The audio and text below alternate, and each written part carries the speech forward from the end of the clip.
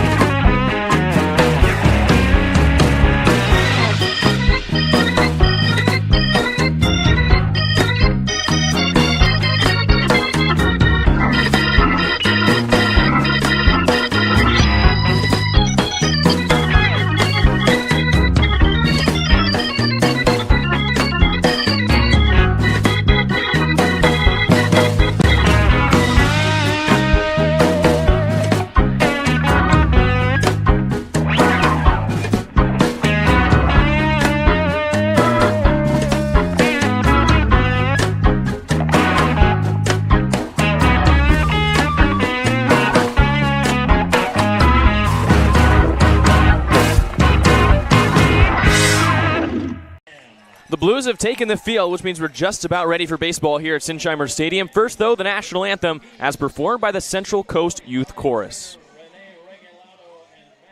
Of course, out there on the field with our Blues today are our Blues buddies, the Coast Little League Cardinals.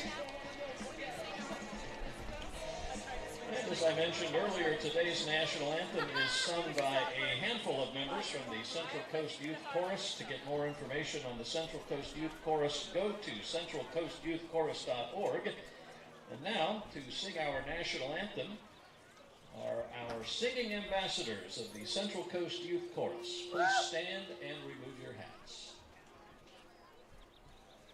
Oh, say, can you see by the dawn's early light what so proudly we hailed at the twilight's last gleaming, whose broad stripes and bright stars through the perilous fight o'er the ramparts we watched were so gallantly streaming, and the rocket's red glare, the bombs bursting in air, gave proof through the night that our flag was still there. Oh, say does that star-spangled banner yet wave o'er the land of the free and the home of the brave?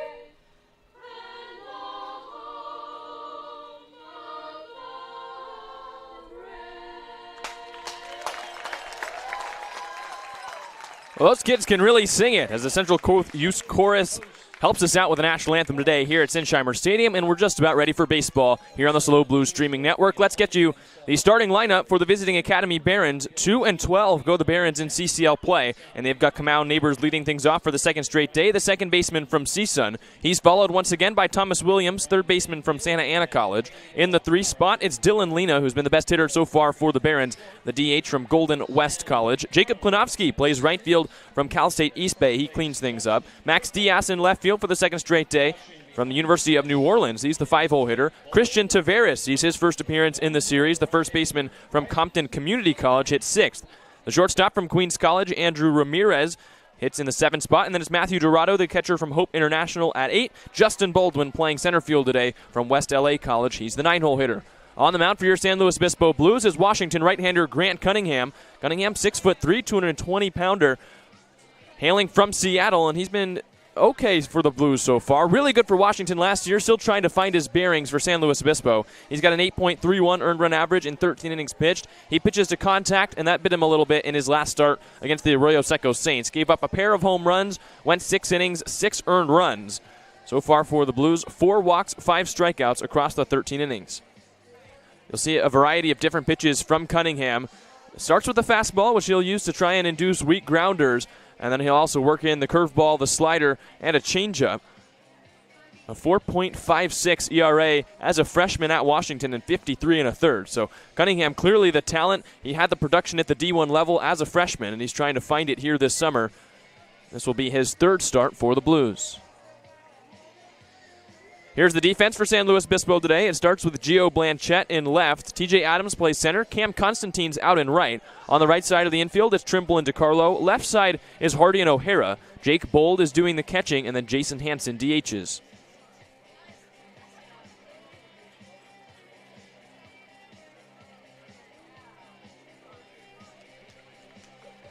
Cunningham finishes his warm-up. He'll face Neighbors, Williams, and Lena here in the first inning. Blues searching for a win today. It would mean a sweep, and it would mean 500 for the first time since the second league game of the summer, as the left-handed hitting second baseman Kamau Neighbors steps up, ready for baseball here in the top of the first. Second baseman wearing number 1, Kamau Neighbors. So Cunningham fixes the undershirt. He's ready to take the hill. Working from the windup, as always, on the first base side of the rubber. First pitch of the ball game. And Neighbors takes in there, strike one called. First pitch a minute late, 6:06 p.m., 78-degree weather here in San Luis Obispo, completely blue skies. 0-1 on the way. And Neighbors takes the slider, strike two call. 2 pitches right on that inside corner. And Neighbors turns around to ask some questions. Neighbors hitting .366 with 4 runs batted in. Had a couple of hits yesterday. 0-2. Outside, 1 ball and 2 strikes. Neighbors played in 21 games in his first season at CSUN this past year, hit .222, and he's enjoying a nice summer so far with the Barons. Leadoff hitter the second straight day. And he takes a little outside. That's the changeup. 2-2 the count. Nice close pitch from Cunningham. He's working very sharply through these first 4 offerings. It's going everywhere he wants it to. Here's the 2-2. And Neighbors watches it. Strike 3 call, but back to the backstop. The late strike call, and Neighbors gets first on the drop third. The ball just went straight past Jake Bold, and the late strikeout call allows Neighbors to run to first. That's the 5th one of those that we've seen this week, and it gets weirder every time. I thought for a second that might have hit Neighbors. I think he thought it might have too, but then the strike 3, and it was a late call that Bold had just watched it go all the way to the backstop. Oh, base runner on a strikeout here in the top of the first. Here's Thomas Williams, the third baseman from Santa Ana College. Oh, Neighbors takes off. The pitch off the helmet.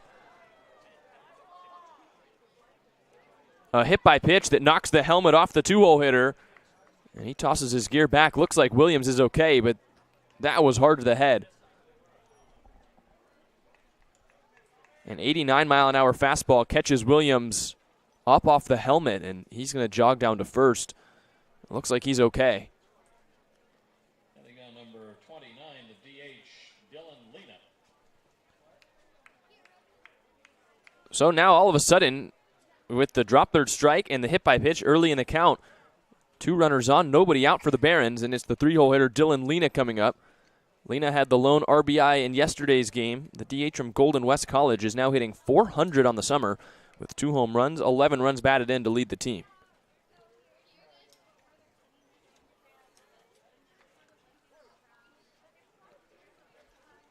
Cunningham trying to reel things in. 2 runners aboard, nobody out here in the first. He comes set from the stretch, looks to second. Now he brings it home. And Lena takes on the inside corner, strike 1. So the game starts with a drop third strike, where you're talking about Cunningham. It's no fault of his own that the runner reaches. The next pitch right to the head of Williams.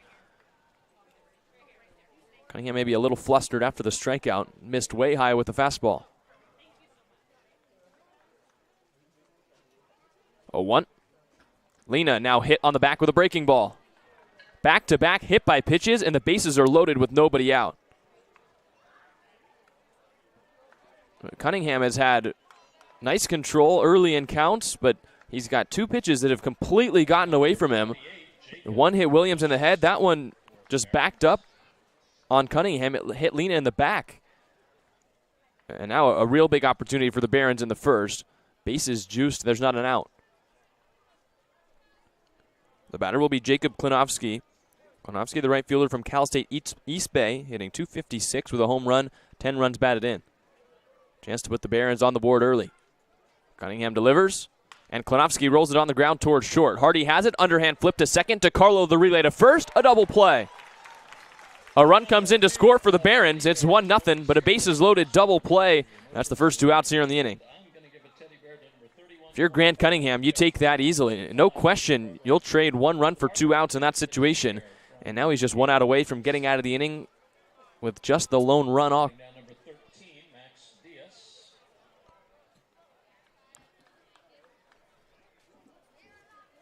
The batter is Max Diaz, who takes a little bit high, 1 ball and no strikes. Nice turn by the middle infield for the Blues. We've seen a large shift of middle infielders recently for San Luis Obispo.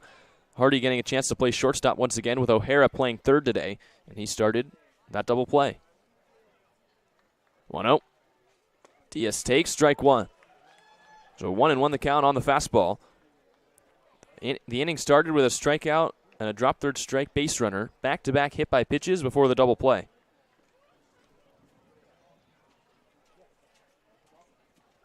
1-1 offering. Diaz swings and misses. 1 ball and 2 strikes. Behind on the fastball as we saw Diaz yesterday. A strikeout in the ninth as he couldn't catch up to the Josh Blum fastball as the Blues secured the 2-run win. 1 ball, 2 strikes. Williams the runner at third. 1 run already in for the Barons. Here's the pitch. And Diaz leaves it high. 2 balls and 2 strikes. Diaz trying to extend the inning. A 175 hitter, 6 runs batted in for the Barons this summer. Cunningham shakes. Now has the one he wants from the stretch. Stares in at Bold. Kicks and fires. He struck him out. Breaking ball down the middle for the second strikeout and the first one that counts for Grant Cunningham. The Barons score a run in an odd way as we head to the bottom of the first. It's 1-0 on the SLO Blues streaming network.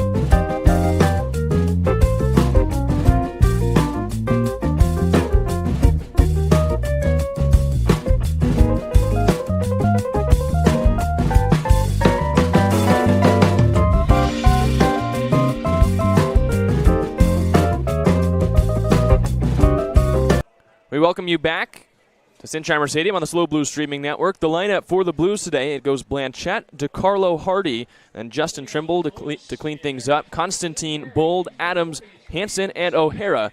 And leading things off here in the first, it's Giovanni Blanchette, the left fielder who recently entered the transfer portal from St. Mary's to lead things off here in the bottom of the first. And Blanchette lines it straight back. On the hill for the Academy Barons is Ruben Del Castillo, the 6'4" right-hand pitcher from Wagner College, making his first appearance for the Barons all summer. So they're calling in a new arm to pitch Game 2 of this series. 0-1. Blanchette takes it low, 1 ball and 1 strike. 1 run across for the Barons in the top half of the first inning. The inning started with a drop third strike, 2 straight hit by pitches before a run came in on a double play. 1-1, and Blanchette flies it straight back. 1 ball and 2 strikes. Blanchette hitting .375 with 3 runs batted in so far this summer in league play.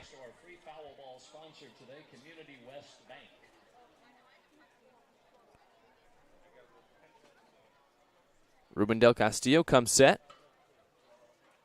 Now he delivers. And Blanchette takes a little outside. Dangerous pitch to take with 2 strikes. But the count evens up 2-2.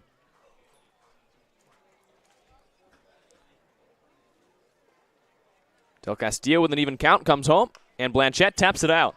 Off the mound comes Castillo. He picks it up, bare hand throw, and Blanchette beats it out. A little tapper. It's the first hit for the Blues, and Blanchette's aboard with nobody out. Del Castillo came off the mound in a hurry, and he almost made that play.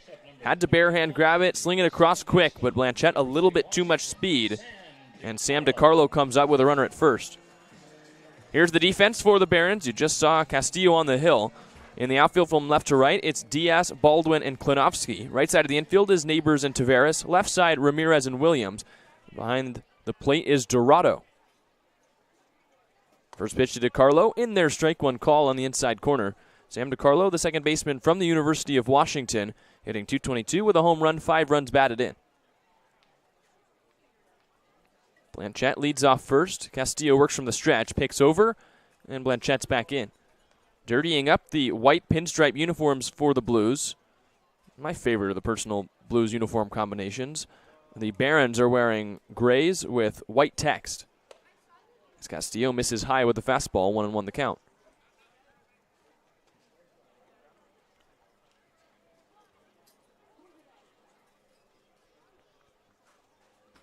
DeCarlo back of the right-hand batter's box as Del Castillo comes home, and DeCarlo lines it into center, sinking in front of Baldwin, the center fielder, and it drops for a base hit. Back-to-back singles for the Blues, and there's 2 runners aboard with nobody out. So the Blues, who only had 2 hits in the entirety of yesterday's game, have picked up 2 in the first 2 batters today. It was a pitcher's duel the whole way yesterday, as Fisher Johnson threw 8 innings with just 1 run. Harold Boyce, who started on the mound for the Barons, went the first 6 innings without allowing a hit before Jacob Rulli started off the 7th with an infield single. 4 hits for the Barons and 1 run yesterday. 2 hits for the Blues, 3 runs. But here the Blues, just like the Barons, a chance to score in the first inning. The batter will be Theo Hardy. And Hardy takes in the dirt, 1 ball and no strikes. Hardy's batting average down to .261 so far this summer. 5 runs batted in for the shortstop from San Jose State. Blanchette leads at second. DeCarlo leads off first. 1-0. Hardy bounces it off his own foot. 1-1 the count. Really, it was a crazy game yesterday. Just A, because of how good the pitching was, and B, how fast it went. The game was 2 hours and 7 minutes, which is by far the fastest that we have seen this summer, and I would guess we're not going to see one even close to that for the rest of the year. Both pitching staffs working quick, throwing strikes. They were both on as Hardy takes inside 2-1. 2 hours and 7 minutes. We basically got out of here before the sun had fully set, which is crazy to say. Most of the time the sun set in the 6th or 7th inning. Del Castillo sets, looks to second, 2-1. It's outside, 3 balls and 1 strike. So the Barons loaded the bases with nobody out in the top of the first. If Hardy walks here, it would do the same thing for the Blues. On deck is Justin Trimble, who knocked in the go-ahead run yesterday in the 7th inning. Del Castillo needs a strike. He looks to second, now brings it home. And Hardy takes a little bit high. It's a walk for the shortstop from San Jose State, and the bases are indeed loaded. So Blanchette moves to third, DeCarlo to second, Hardy to first on the walk, and we're getting a meeting at the mound. Both teams loading the bases in the first inning with nobody out.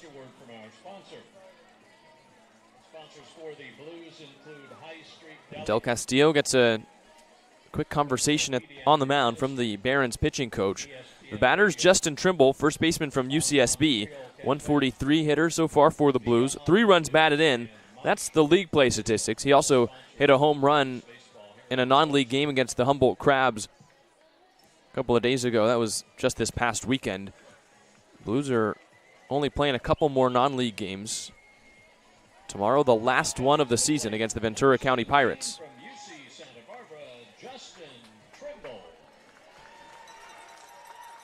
So the meeting disperses. Trimble comes to the plate.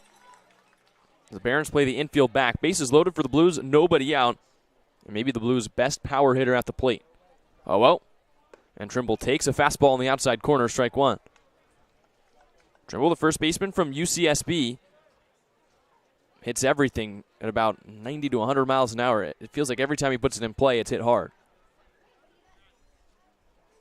Just trying to at least even things up for the Blues here in the first inning.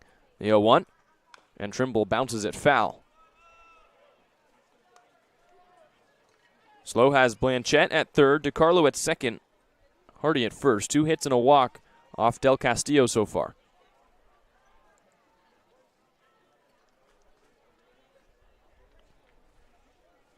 Del Castillo pitching for the strikeout or a ground ball double play. 0-2. And Trimble takes the changeup high, 1-2 the count. Nice frame attempt by Dorado, the catcher. Almost convinced me that was strike 3. And the count moves to 1-2. On deck for the Blues is Cam Constantine. 1-2 on the way. Trimble lines it down the right field line, hooking foul. couple yards or so. Trimble yanked it past that right field line. The count stays 1-2. He had extra bases on his mind when that ball came off the bat, but couldn't keep it within fair territory.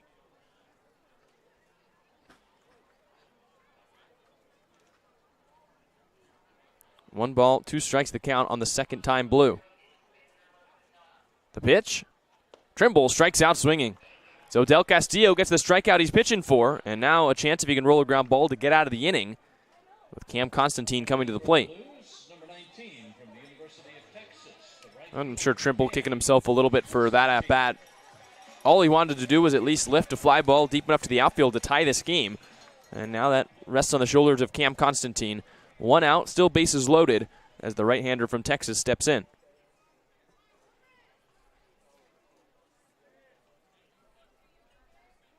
Oh well. Constantine takes the breaking ball high.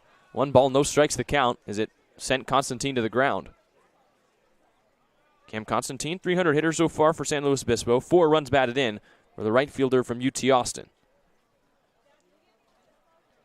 Here comes the 1-0. And Constantine, a big swing and a miss. 1 ball and 1 strike. Constantine hit 200 across 17 games played at Texas this past year. 4 for 20. 2 of those hits for extra bases, a double and a homer. 1-1. Constantine lines it off the back of the pitcher, Del Castillo. Picking it up is the third baseman, Williams. He throws to first, and Constantine beats it out. An RBI single off the pitcher, and this game's tied 1-1. Constantine a little shaken up as he had to lunge to grab the first base bag down the line. Just a ricochet shot off the back of Del Castillo. It went right to Williams, and he almost had a chance to get Constantine, but he beat it out. So 2 infield singles in the inning now. And Constantine picks up his 5th RBI. The Barons going to go check on Del Castillo. Feels like a good time to tell you about the California Collegiate League Showcase game. As we continue the celebration of the league's 30th season, watch the CCL 30 Showcase game on Wednesday, July 12th at 7 p.m. Pacific Standard Time on Bally Sports TV. The CCL's top players will showcase their talents at the MLB Youth Academy in Compton, California, home of the Barons. Pre-game workouts begin at 3 p.m., followed by the inaugural Showcase game, Home Run Derby. Tickets will be available at the gate. For more information, visit calsummerball.com and be sure to follow the action on social media using the hashtags CCL30years and CCL Baseball. So Del Castillo's okay, and the batter now will be Jake Bull in a tie game. Bases still loaded. Bold flies it foul. 0-1 the count.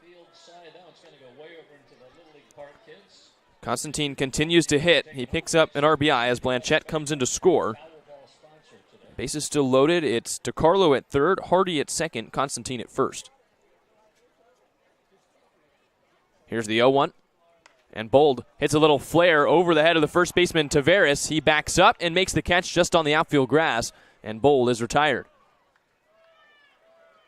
No tag at third from DiCarlo. He thought about it, bluffed, but Taveras wasn't sent deep enough for DiCarlo to tag, so a non-productive out from Bold.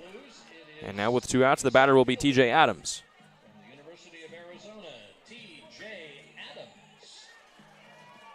Blues don't want to squander this chance. They had bases loaded, nobody out. They have gotten the 1 run to tie this game, but 2 non-productive outs on the strikeout from Trimble and the pop out from Bold. Now Adams, an RBI opportunity with 2 outs. Adams hitting 200 this summer, 4 runs batted in for the Arizona center fielder.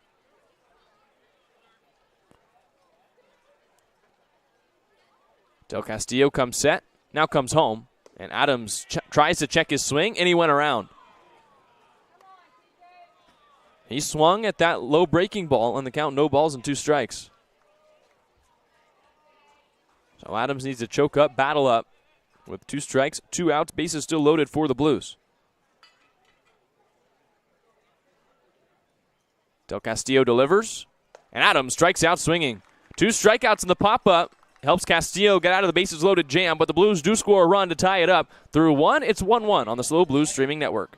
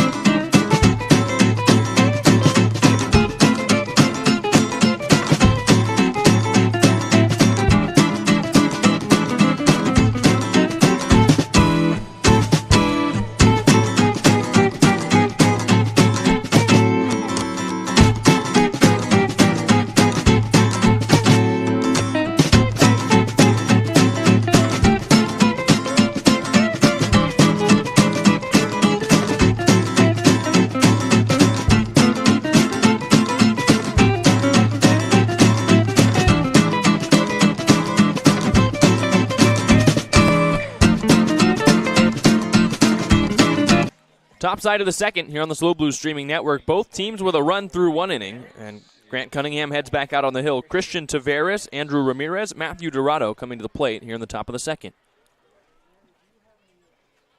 Cunningham didn't give up a hit in the first. The drop third strike, back-to-back hit by pitches before the run came in to score on a double play. Taveras takes strike one on the inside corner. A paralysis fastball. It's no balls and one strike. Taveras, a 111 average, a home run, 5 runs batted in for the first baseman from Compton Community College. He swings here, laces it into center. That's the first hit for the Barons. It drops in front of TJ Adams, who comes up with it. As Taveras rounds first, he's got a leadoff single in the second. Taveras hasn't hit for average this summer, but comes up with a liner to center for a single. Here's Andrew Ramirez from Queens College. 154 average. No home runs, no runs batted in for the shortstop. Cunningham yet again working from the stretch. Was under a lot of duress in the first. Similar start here to the second. And a big swing and a miss from Andrew Ramirez. No balls and one strike. First game of July. The weather's starting to shift as well. It's hot here in San Luis Obispo with temperatures in the 80s today. It's going to be 105 in Paso across these next couple days. I would not want to be out there in this weather. Pick to first, and Taveras is back in. Talk about the dog days of summer with the weather. The Blues entering a very tough stretch. July is a busy month for San Luis Obispo. 25 games in 30 days in July. They've got 9 games in the next 10 days before the showcase break. 0-1. That's a little bit inside. 1 ball and 1 strike to count.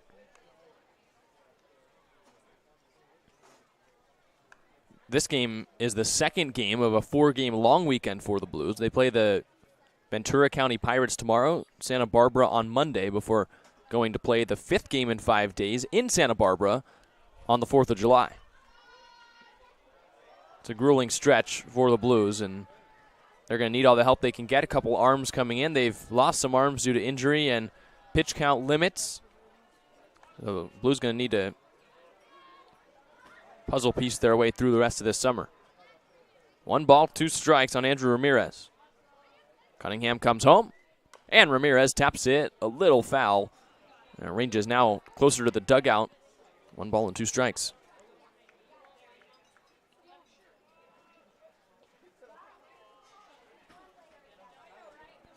Blues got a gift yesterday with Johnson going the 8 innings. They'd love a lot of length out of Cunningham today to save as many arms as they can for Monday as he deals here. The 1-2 is popped up foul down the first base line. Any day that the Blues can use just 2 pitchers is a big win.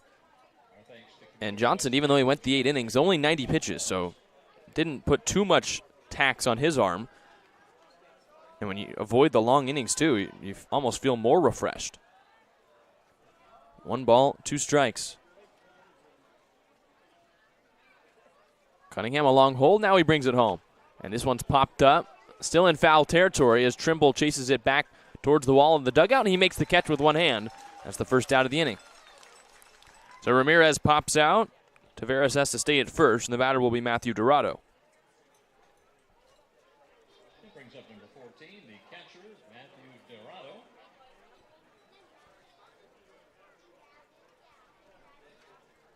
Dorado, a .091 batting average. He's trying to get onto the interstate. The catcher from Hope International, the 8-hole hitter, comes up here. Runner at first with 1 out.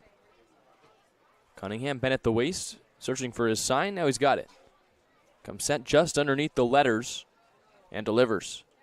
High fastball, a little too high. 1 ball and no strikes.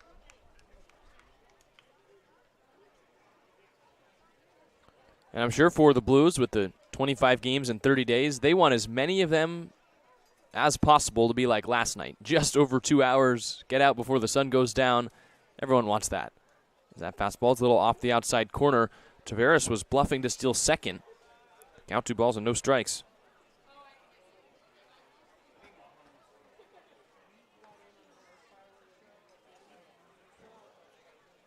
Another pick, and Taveras slides back in.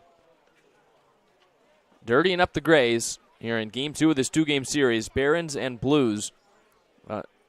Highly contested season series last year where the Blues won 4 of the 7 games against the Barons, including the final by a score of 12-2. As this time, Tavares is picked off.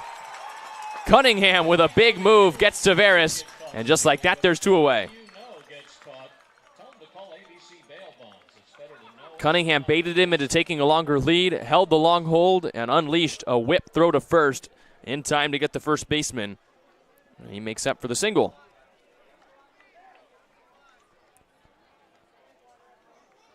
So now with the bases empty, 2 balls, no strikes on Matthew Dorado, and Cunningham can go back to the windup. He kicks and deals, and he hits another in the head. 2 hit-by-pitches off the helmet for the Barons. That's the 3rd hit-by-pitch for Cunningham on the day, and the base runner right back on.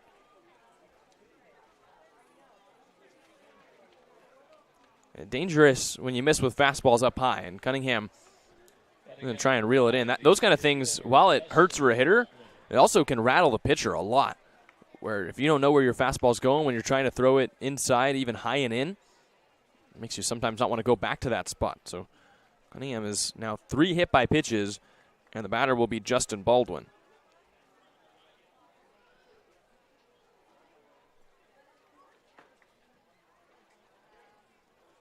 Oh, well.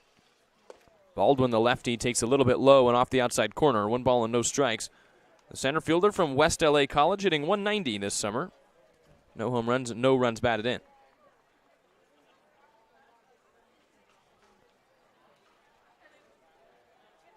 1-0. Lined into left field, a base hit. It bounces off the infield dirt and into left. Blanchette comes up with it. There's a runners at first and second with 2 away. So that's the second hit of the inning. 2 now on the game for the Academy Barons as Baldwin picks up a hit. And back to the top of the order we go for Kamau Neighbors, who reached on the drop third strike his first time up. And Neighbors responsible for scoring the lone run that the Barons have on the board. Another chance for them to add here in the second. Runner in scoring position with 2 away. It's Matthew Dorado who's at second base. Baldwin's at first. Time is called. Neighbors from CSUN didn't have the greatest at bat in the first inning. He took strike 3, but it just got right past Bold, the catcher, and he was able to steal first base. Oh, well. Neighbors takes a breaking ball on the inside corner, 0-1. Neighbors attacked the ball early in counts yesterday. He's showing more of a take approach today. The second baseman from CSUN went 2 for 4 in yesterday night's contest. A double, a single, and a run scored.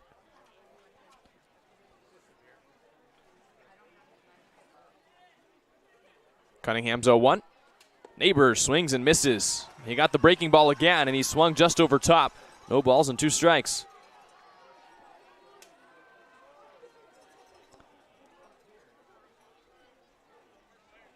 Two runners on, 2 outs, and 0-2 count. It's Dorado at second, Baldwin at first. And Cunningham searching for the sign he wants 0-2. He finds it, comes set. He strides and shoots and misses high. It's out of the glove of Bold, and both runners advance. Jake Bold drops the high fastball, and now 2 runners in scoring position and a 1-2 count. So Dorado advances to third, Baldwin up to second. A 90-foot mistake for the Blues. Now a hit might knock in 2 runs.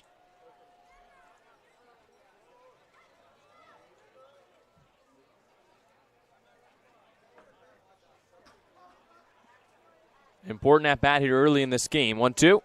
Neighbors hits a high fly ball to right. In comes Constantine, the right fielder. He calls off to Carlo and makes the catch himself for the final out. We head to the bottom of the second. It's 1-1. Blues are coming back up. They will bring up Hanson, O'Hara, then back to the top of the order for Blanchette when we return on the SLO Blues streaming network.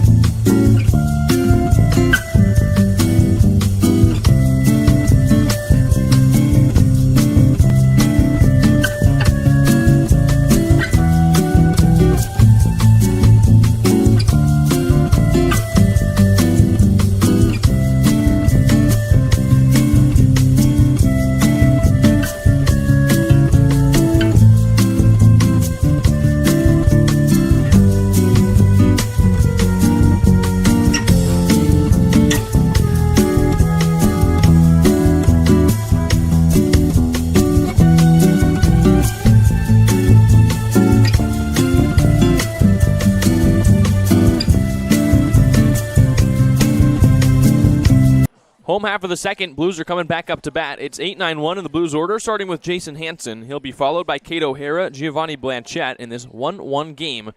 Ruben Del Castillo retaking the hill for the Barons. He comes set from the stretch and comes home. Hansen takes a strike on the outside corner, 0-1. Jason Hansen, a 188 hitter for the Blues. 2 runs batted in for the DH from UC Davis.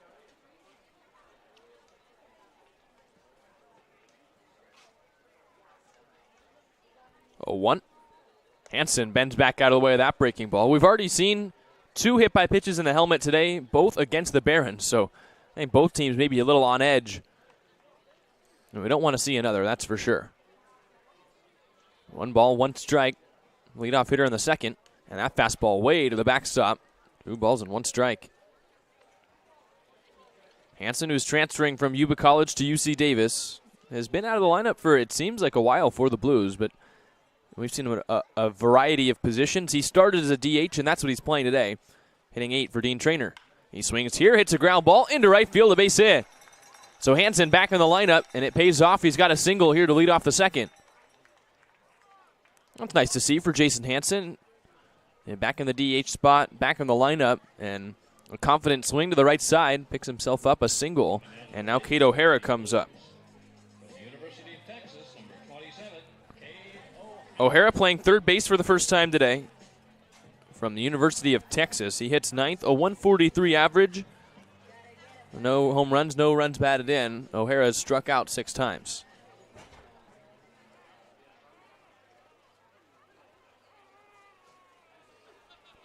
Oh, and O'Hara takes a little low. 1 ball and no strikes. O'Hara's got 3 strikeouts, not 6. 3 Ks for the Texas product. He'll be back in Austin to play his sophomore season next year. Got 7 at-bats.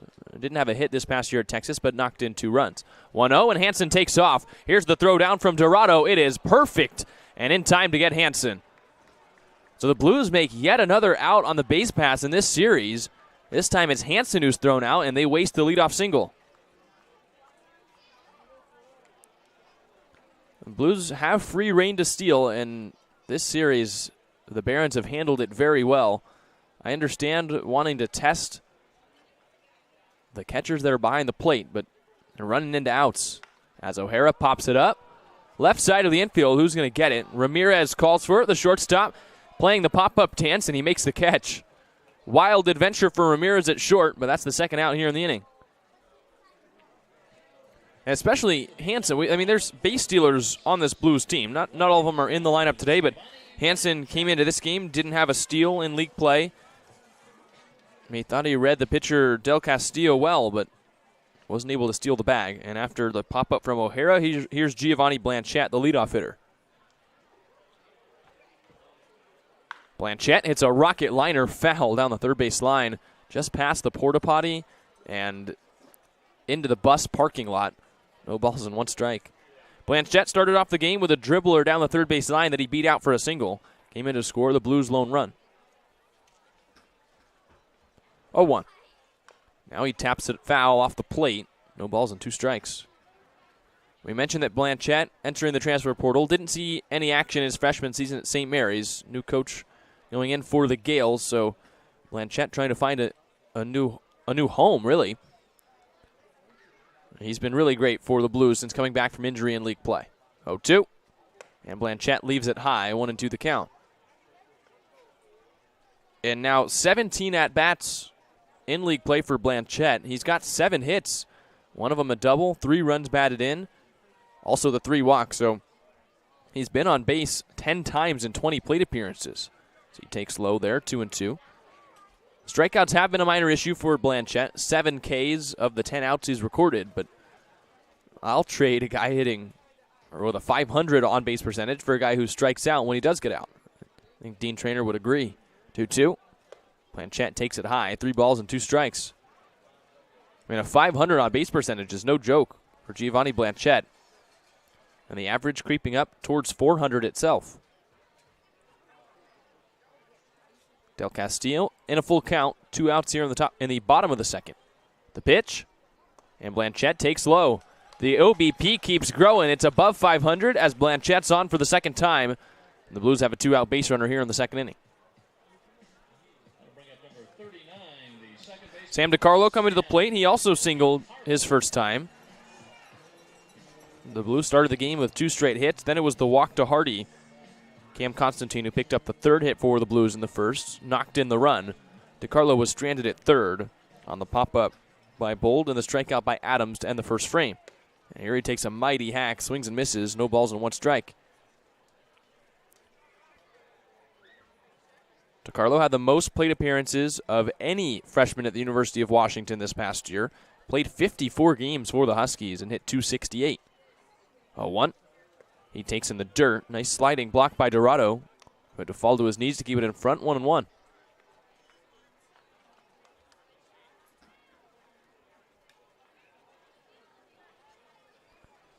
Blues up here, bottom 2. Runner at first, Giovanni Blanchette with 2 outs. The 1-1 is way outside. 2 balls and 1 strike. As Dorado faked a throw over to first, Blanchette had to scurry back.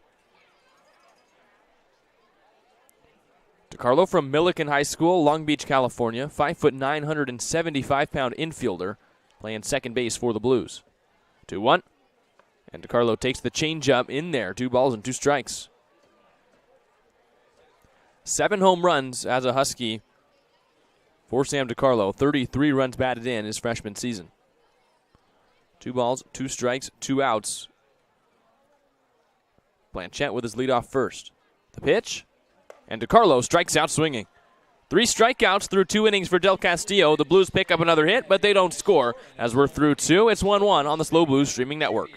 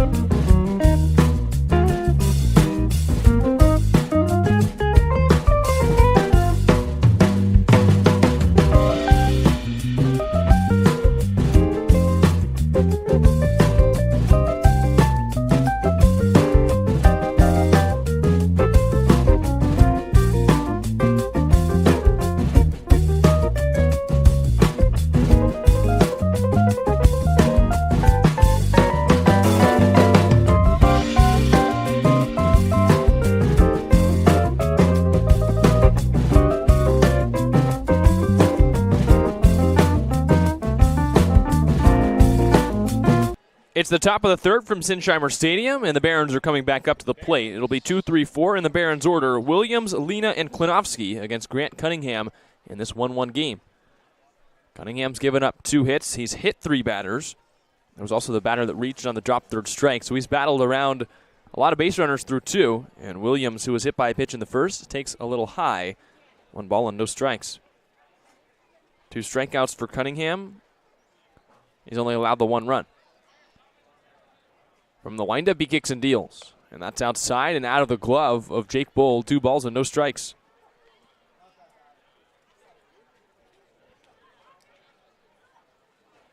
The Barons have lost 5 games in a row. They played very well yesterday, played well above their now 2-12 record as Williams squares to bunt and takes outside 3-0.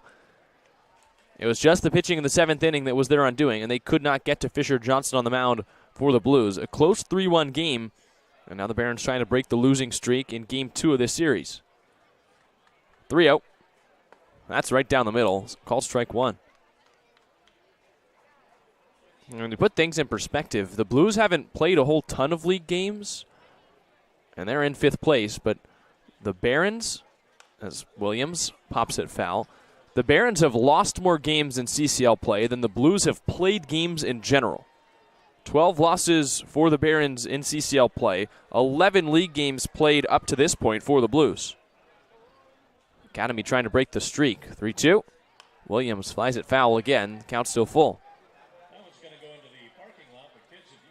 And of course, yesterday was our first time seeing the Barons. We obviously see the record, and you assume things based on a record. A team that was 2-11. We weren't expecting a whole ton, but they put up a good fight yesterday, and the pitching was the big key as Williams takes high and draws a leadoff walk. Pitching, timely hitting from this guy at the plate now, Dylan Lena. The Barons looked a little bit more impressive than their record would have suggested. They didn't come up with the win, but they really battled the Blues all the way through. Williams aboard for the second straight time, and here's Lena, who was hit by a pitch in the helmet in his first at-bat.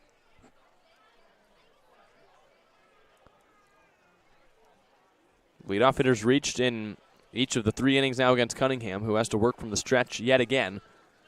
And Lena takes on the outside corner, called strike 1.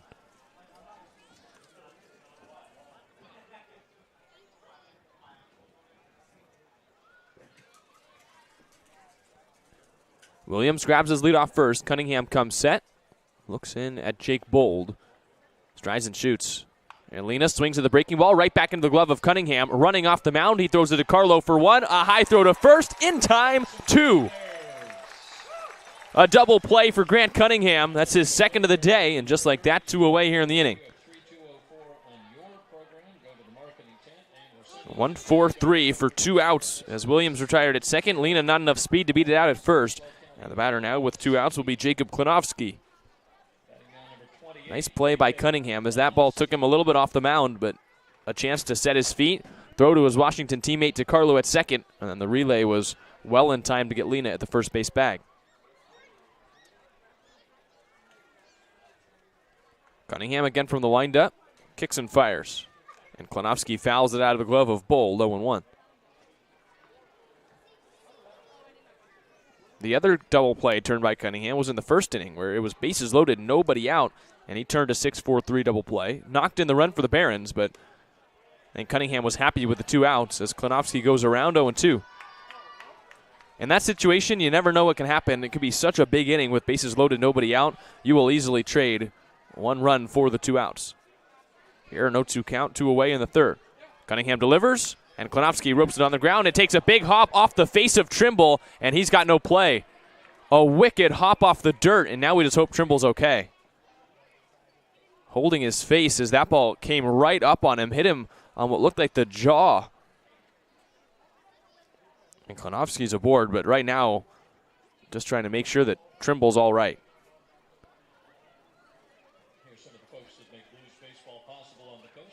Athletic trainers out to meet with the UCSB first baseman. Just a wild hop at the last second. The final hop up to Trimble, all the way up from the dirt to his face. And Dean Trainer out there to speak with him as well. Trimble's been a super valuable player for the Blues so far. Played a good first base, hits the ball well, and never want to see guys get hurt in the summer, especially in the face or head region. Well, the Blues are going to let him stay out there, so Trimble looks to be all right. Dangerous hop off the dirt, a base runner for the Barons, but more concern about the health of the UCSB first baseman.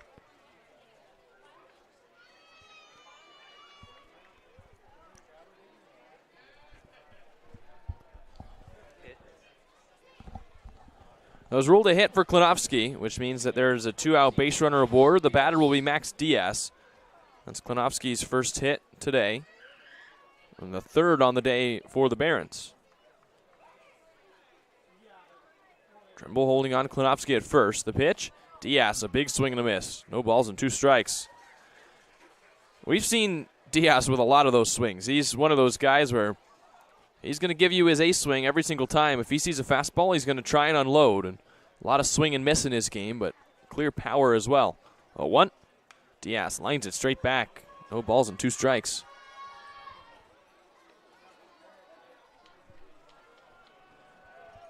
So Cunningham, who thought he had out number 3 on the ball that took a weird hop on Justin Trimble, another chance to get out of this inning. No balls, 2 strikes, 2 outs on the top of the third. Klonowski leads off first as Cunningham comes set from the stretch. He aims and fires, and the breaking ball hits him in the back. 4th hit by pitch for Cunningham in just the first 3 innings, and now there's runners at first and second with 2 away. And in an 0-2 count as well. That's the second hitter that Cunningham's hit in an 0-2 count. You can tell he's frustrated with himself as he walks back to the hill. 4 hit by pitches, and now 2 base runners here in the inning. Now number 24, Christian Taveras.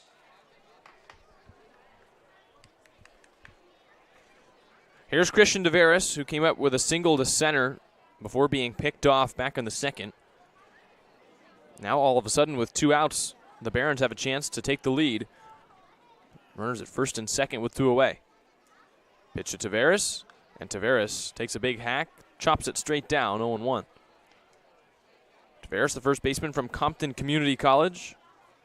Second at bat against Grant Cunningham.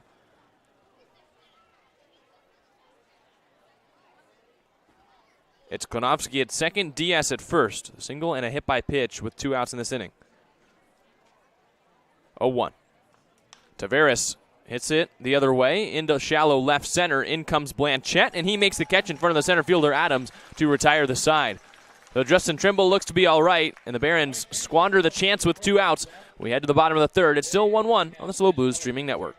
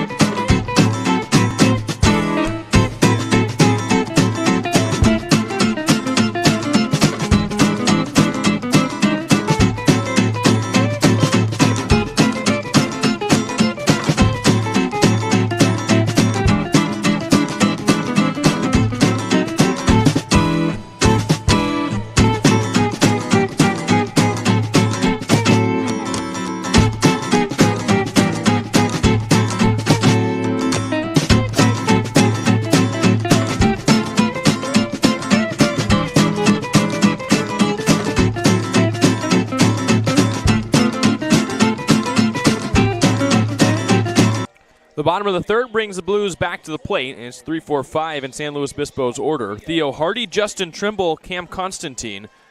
And Justin Trimble out in the on-deck circle, so he's staying in this game for sure. After taking the ground ball off the face last inning, looks to be okay. Theo Hardy takes the first pitch low, 1 ball and no strikes. Hardy drew a walk to load the bases in the first. Eventually made his way to second before he was stranded there. 1 ball, no strikes. We're here in the bottom of the third. 1-1 game. Game 2 between the Barons and the Blues. As Hardy taps it towards third. In comes Williams. He's got to make a quick throw, and he does, just in time to get Hardy. There's 1 away. We mentioned it's a big series for the Blues. The Barons are struggling, 2-12 record. If the Blues can complete the sweep today and take both games versus the Barons, they'll be at 500 for the first time since the second league game of the summer. That was weeks and weeks ago against Santa Barbara here at home, where the Blues, after losing the first game to the Foresters, won here at home to get to 1-1. Now 5-6, a chance to get to the equilibrium point. Tied in a 1-1 game, bottom third. Here's Justin Trimble, and Trimble takes off the outside corner, 1 ball and no strikes. Trimble struck out his first time up.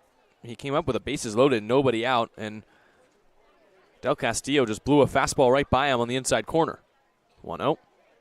Trimble takes the breaking ball here, 1-1. So a chance to make up for that at-bat, especially guys like Trimble who know they can do so much damage. Striking out in situations like that, when you come up for the second time, you want to make up for the first time you were at the plate. That one's outside, 2-1.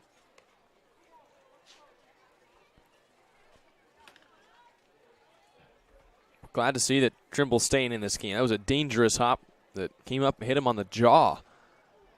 2-1. Checks his swing here. Did he go around? No. 3 balls and 1 strike. And we've heard that the dirt here at Sinsheimer Stadium can play weird sometimes, and I think Trimble found that out the hard way at first. Grant Cunningham able to battle around things in the top half of this frame. 3-1. Trimble pops it up. Left side of the infield in foul territory. Over goes Williams, the third baseman. As he reaches the dirt in front of the dugout, he makes the catch. So Trimble's retired in a 3-1 count with 2 away. The batter will be Cam Constantine.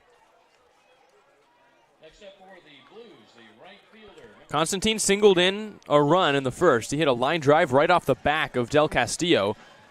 It hit him on the bell on his backside, and it bounced to Williams, the third baseman, and Constantine still had a run. He barely beat it out, but picked up his 5th run batted in, knocking in Blanchette to tie this game up. He takes outside here, 1 ball and no strikes. A reminder that Nate Mills will join me in the top of the 4th. You'll have his insight 4th through 7th. Another game that looks like runs maybe at a premium with how the 2 pitchers are going so far. More base runners today, but both guys are working around that. 1-0. Constantine takes inside, 2 balls and no strikes on the Texas right fielder. Constantine has been at Texas for 3 years now. Lost his first to COVID and an injury and got 20 at-bats this past season for the Longhorns. As he takes on the outside corner, 2-1 the count. Was a catcher coming out. The Blues list him as a catcher/outfielder, but we haven't seen him behind the plate yet. Went to McKinney North High School, where he was ranked as the 9th best catcher in the state of Texas, coming out by perfect game. 2-1. And Constantine ropes a ground ball. Backhanded by Williams. He gets up, throws, and guns him out. 3 plays for Williams, the third baseman in the inning. As we're through 3, it's 1-1 on the SLO Blues streaming network.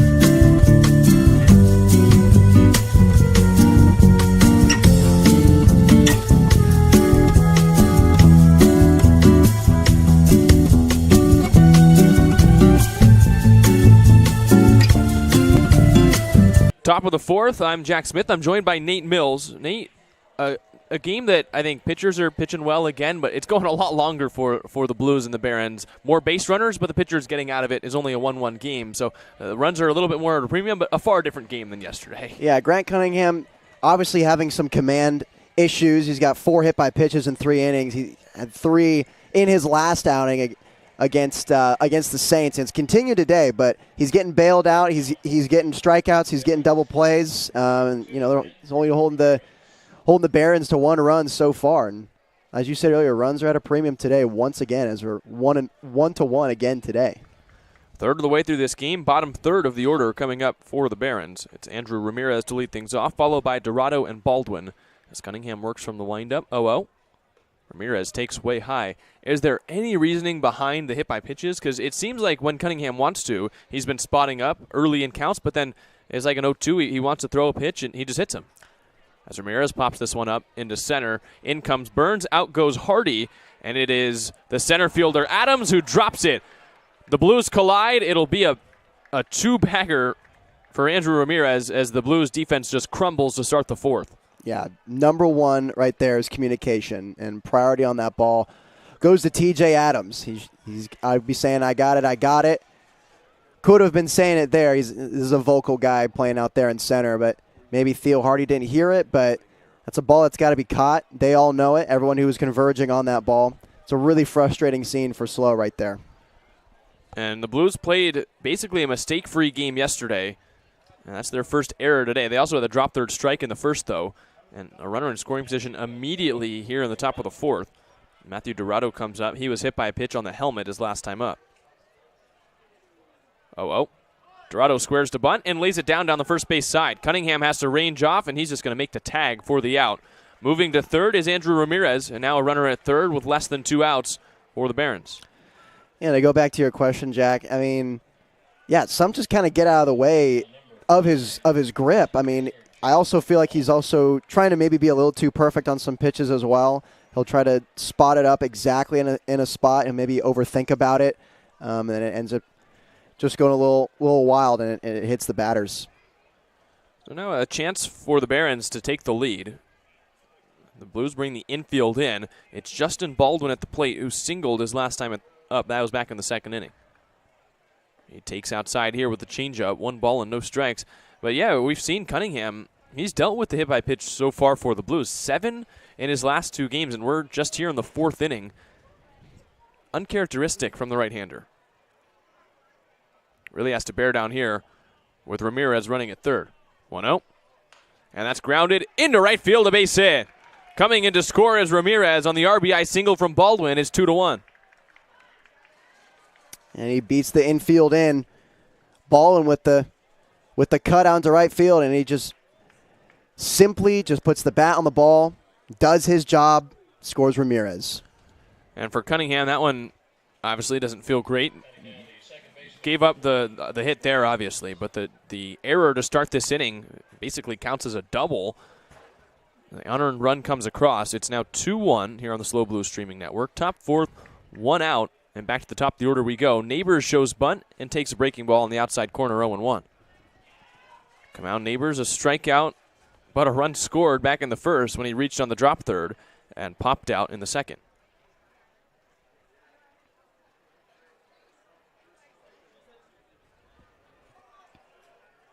Cunningham from the belt. Picks to first. We've already seen Cunningham pick off 1 runner today. That was Christian Taveras back in the second, but an unsuccessful move there. Still 0-1 on Neighbors, the batter.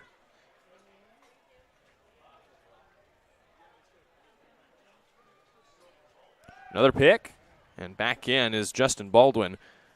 So Baldwin's 2 for 2. He picks up his first RBI of the summer when he knocked in Andrew Ramirez a couple pitches ago.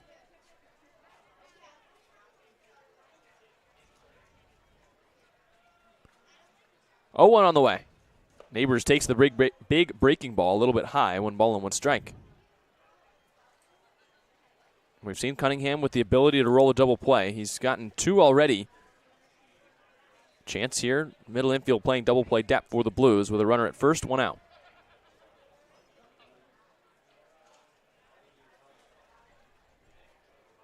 One. Neighbors rolls it foul, straight back, 1 ball and 2 strikes.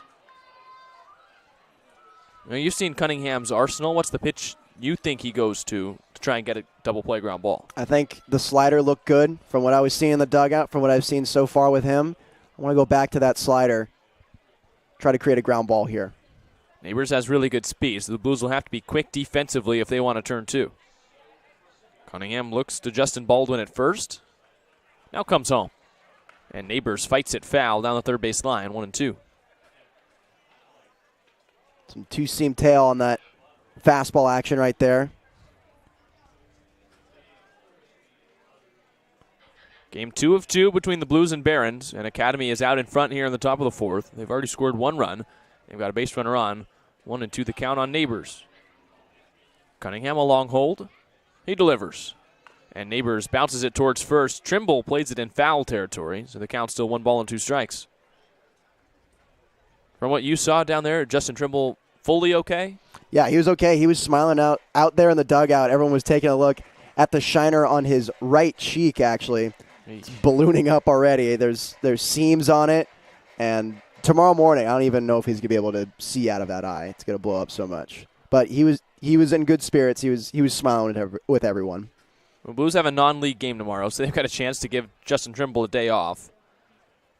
1-2. Baldwin takes off for second, and Neighbors flies it into right. In comes Constantine. The Blues might have a chance for a double play. His relay throw to first in the dirt, and Trimble scoops it out. They got him.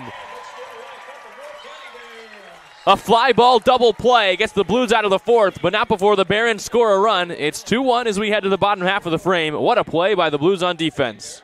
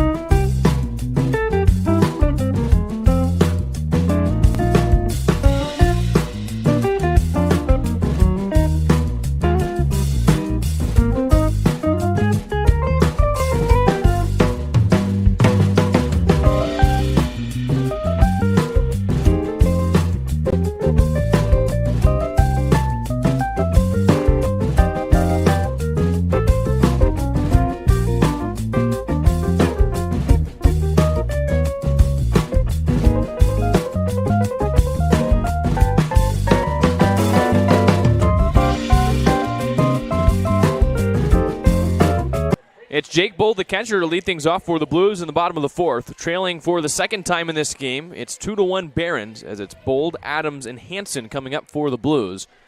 Ruben Del Castillo pitching once again with a lead as he comes set from the stretch. He kicks and fires. And Bold takes the breaking ball on the outside corner, 0-1. Nate, tough stretch in July for the Blues, 25 games in 30 days. I know you've got the playing experience. What was your go-to to just make sure you're able to get through those long stretches? Stretching, resting up very well, continuing to have whatever routine I had at the time. I think these guys are taking it very seriously. I see guys stretching and lifting and making sure their body is all in check for this serious stretch of games. Oh, Bold calls time. Right before the 0-2 pitch, Bold gets the timeout granted. In his first at-bat, Bold popped up to first with the bases loaded and 1 out, a non-productive out, and Blues weren't able to score more than that 1 run in the first. 0-2, and Bold takes outside. The Blues stranded more runners in the first inning than they did all of yesterday. 1 left on base for the Blues in yesterday's game, 3 in the first frame today. 1 ball, 2 strikes the count. Del Castillo delivers, and Bold hammers it down the left field line. Foul ball. Just over the third base bag, but a little foul. The count's still 1-2. Yeah, he wanted that one. Get something going again for this Blues offense.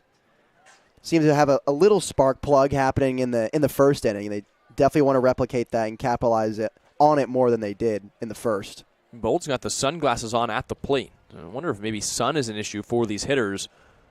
It would be in their line of sight. And it's down the first base line behind the dugouts. I could never do that. 1-2. Bold does, and he takes a little high. 2 balls and 2 strikes. I think it would feel weird, not only just having him in the helmet, but also, I mean, a lot of those, everything looks like a different color. Yep. I mean, even taking batting practice with it, it's hard for me. I always wear glasses that were warmer lenses. 2-2, and Bolt pops it up. Right side of the infield, who's it going to be? Tavares and Neighbors converge. It's the first baseman Tavares who puts his glove up and makes the head-high catch. It's a second pop out of the day for Bold. He's got that right shoulder dipping a little bit. That barrel path is coming upwards on the ball. You still want that. You want to create like a Nike swoosh type shape when you're swinging the bat. This one's looking like a U shape so far today for Bold. So the batter will be TJ Adams, the center fielder from Arizona, struck out to end the first inning on 3 pitches. So a redemption chance here in the second. As he takes a breaking ball, it bends him backwards, but it's on the inside corner, 0-1. Adams hitting sub 200 now. 4 runs batted in for the center fielder from Arizona. 0-1. And Adams takes the same pitch, same result, 0-2.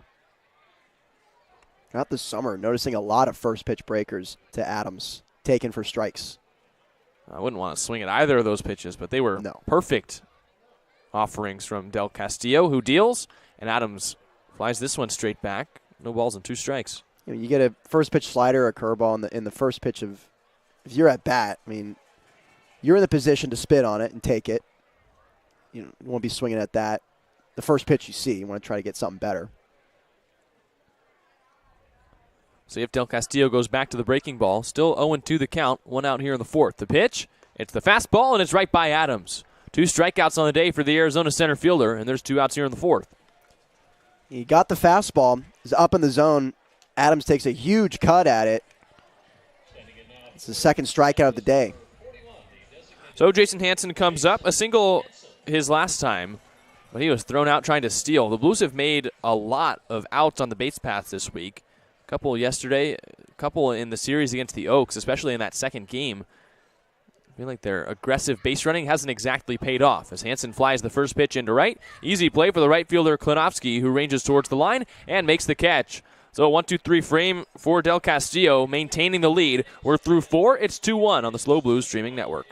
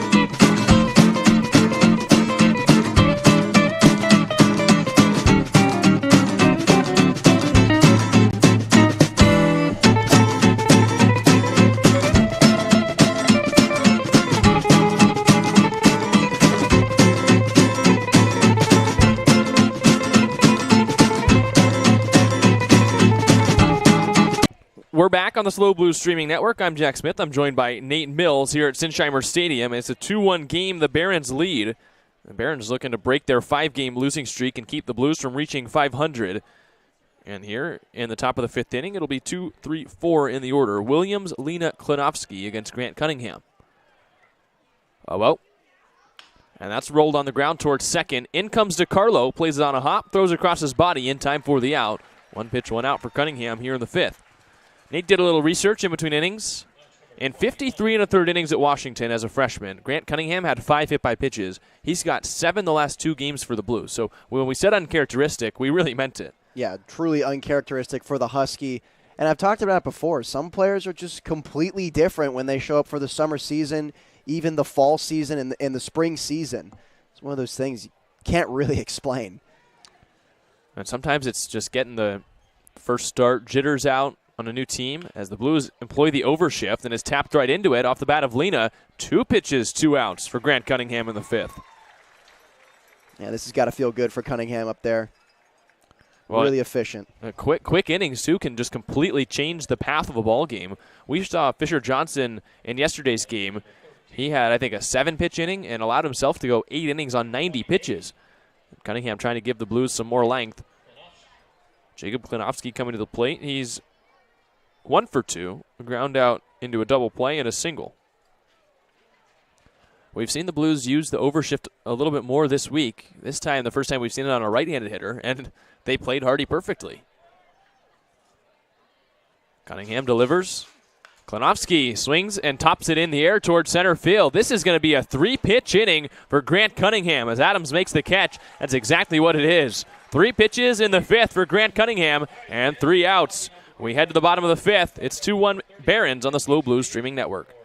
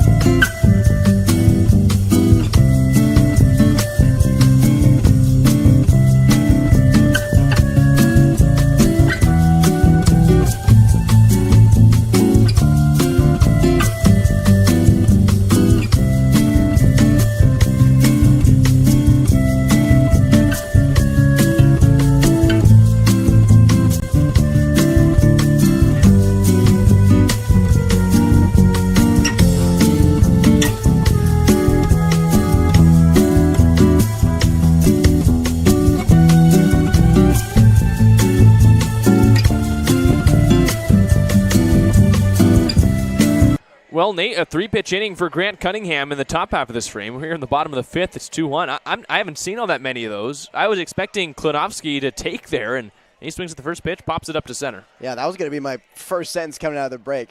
Kind of scratching my head as why Klinovsky didn't take that first pitch. It's what I've talked about before. Your third base coach usually throw up that index finger, take one, especially with 2 pitches, 2 outs. Kate O'Hara leading things off, takes a slider on the outside corner. No balls and 1 strike. The shortstop playing third base today from Texas has popped up in his lone time to the plate. 0-1. And O'Hara takes low, 1-1. Well, Klinovsky went up there, and he was like, nope, I'm going to swing first pitch. Saw a pitch he liked, and I think it's got to be just a cruddy feeling when you see it off the bat and you realize what you've done. Like, oh, we really just let him throw a 3-pitch inning. As this is chopped to third, Williams comes up with it at the belt, throws low, but a nice stretch by Taveras in time to get Kate O'Hara. You know, O'Hara got another slider right there. Just a little out in front of it. Just kind of threw the bat at it, chopper to third, easy first out. That is 8 straight hitters retired by Ruben Del Castillo. Blanchette, the last batter to reach for the Blues. He walked back in the second inning, but 8 straight retired since then as Del Castillo has found a little bit of a groove. And Blanchette hits a chopper to third, same place to Williams, same throw, and no need for a stretch this time. Blanchette is retired on 1 pitch. The tempo of these past innings been insane. Well, fans were treated to a quick game yesterday. Nate, the official time of the game was 2 hours and 7 minutes. Wow. That's flying by. Ah. That's some speed. All right, here, 5:24 p.m. on the West Coast. Sam DiCarlo up. He's 1 for 2 with a single and a strikeout. That's no pitch clock, too, by the way. Crazy. Oh, well. And DiCarlo takes the breaking ball. We're seeing a lot of strikes. Both these pitchers pitching to contact. 4 strikeouts for Del Castillo. Just the 2 strikeouts for Cunningham. Only one of them actually resulted in an out. But weak contact, as Fisher Johnson told me yesterday, a weak contact out counts the same as a strikeout. It does.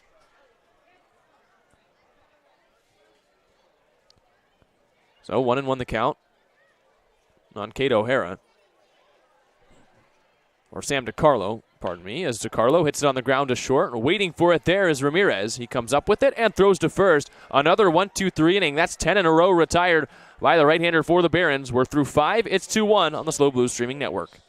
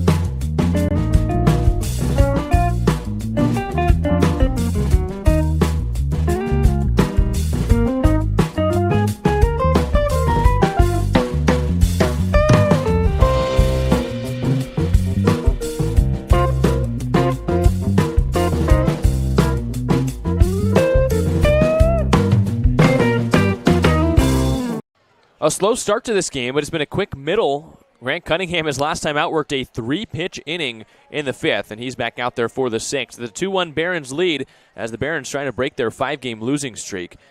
It'll be Diaz, Taveras, Ramirez to lead things off. And Nate, I know we said this about Klinovsky. Diaz has to take the first pitch. Yes, yeah, he does. I'm sure their coach had a talk with the whole team in the dugout. Hitters, come here, hitters. You hear that all the time in the dugout. You talk about a situation just like that. Would be pretty shocked if he swung at a strike here. And then Monday is our fireworks show So Cunningham continues to work. He's going deep in the game. Through 6 innings against the Saints last week. That was last Wednesday. So it's been a long time off for Cunningham. So he'll go as far as he can into this game. He's been more efficient in this game than that one, and he's limited the long ball. He gave up 2 home runs in Pasadena. 6 innings, 6 earned runs his last time out. So far through 5, just the 2 earned. Diaz, Taveras, Ramirez coming up here in the 6th. Max Diaz is 0 for 1, a strikeout looking and a hit by pitch. Oh. He does take, and it's a slider on the outside corner. No balls and 1 strike. Diaz from the University of New Orleans, playing left field for the 2nd straight game. And he takes another breaking ball, strike 2 call. Back-to-back perfect pitches on the outside corner, and it's 0-2. That slider's feeling good for Grant so far this inning. 0-2. Did he go around? Yes, he did. A swing and a miss for the 3rd strikeout for Cunningham. There's 1 away here in the 6th inning. Yeah, he goes 3 straight sliders, and he gets out Diaz with ease. Granted, he was probably taken all the way on that first pitch anyway, but he came back with 2 sliders spotted up where he wanted them. He's like, you like these first 2? How about a 3rd? This time you're going to swing. I'm going to strike you out. Christian Taveras up now, a single and a flyout. Or the first baseman from Compton Community College. He swings and misses. No balls and 1 strike. Taveras has had 2 very strong seasons at the plate with the Compton Community College Tartars. Hit .375 this past year. So he swings here and pops it up. Left side of the infield, it's Hardy who ranges into the outfield, and he calls off O'Hara to make the catch. So another 2 quick outs here in the inning. 5 pitches, 2 outs here in the 6th. As pitchers, they're just both matching each other right now, going back and forth. And they're both hitting their stride, getting their groove right now in the middle of this game. 6 in a row retired by Cunningham, who comes set, and a bunt pops straight up, and a diving catch by the catcher, Bold. 6 pitches, 3 outs. 9 pitches the last 2 innings for Cunningham, and he is through 6, just the 2 runs allowed. Nice defense by Bold, gets the Blues back in the dugout. We head to the bottom of the 6th. It's 2-1 here at Sinsheimer Stadium.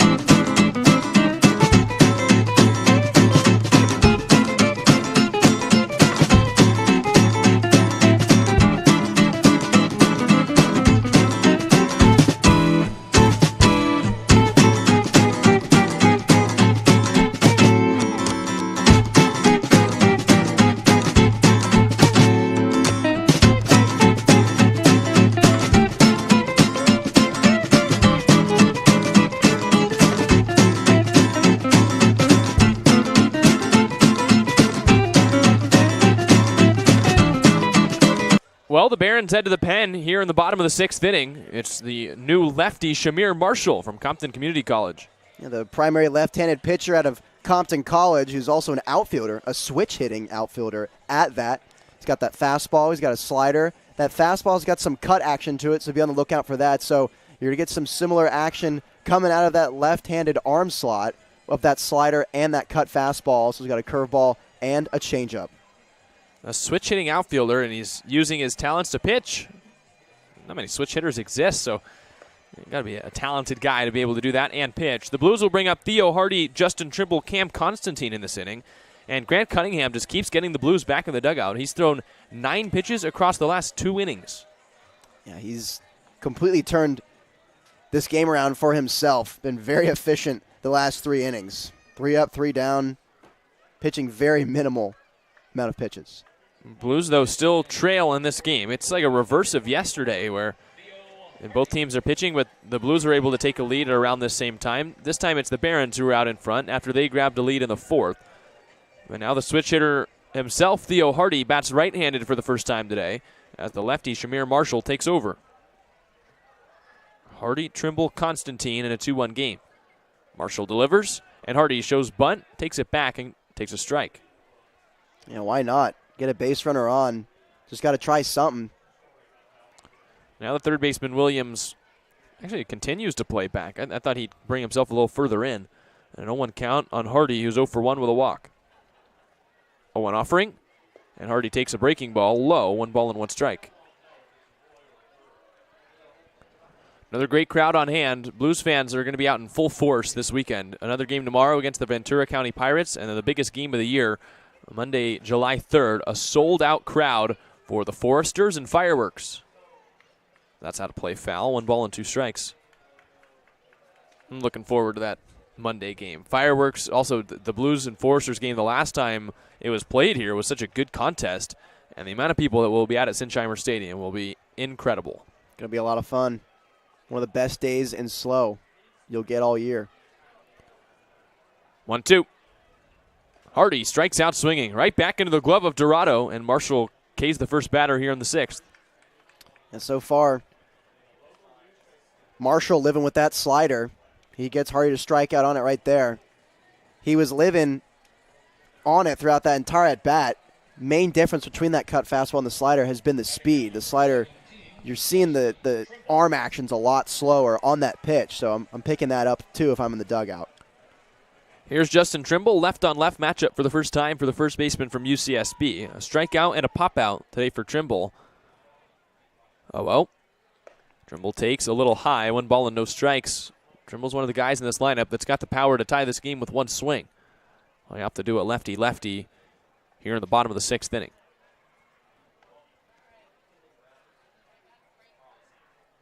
One out. It's the breaking ball, and it's way high and in. 2 balls and no strikes. Kind of surprised he's not strolling up to the plate with the C-flap on that helmet. Or bubble wrap. Yeah. He's going bare face out there. Maybe in a football helmet with a face mask. 2-0. It's outside. If you weren't watching earlier, Justin Trimble playing first base today for the Blues caught one of the worst tops that we have seen this year. It came up and hit him in the face.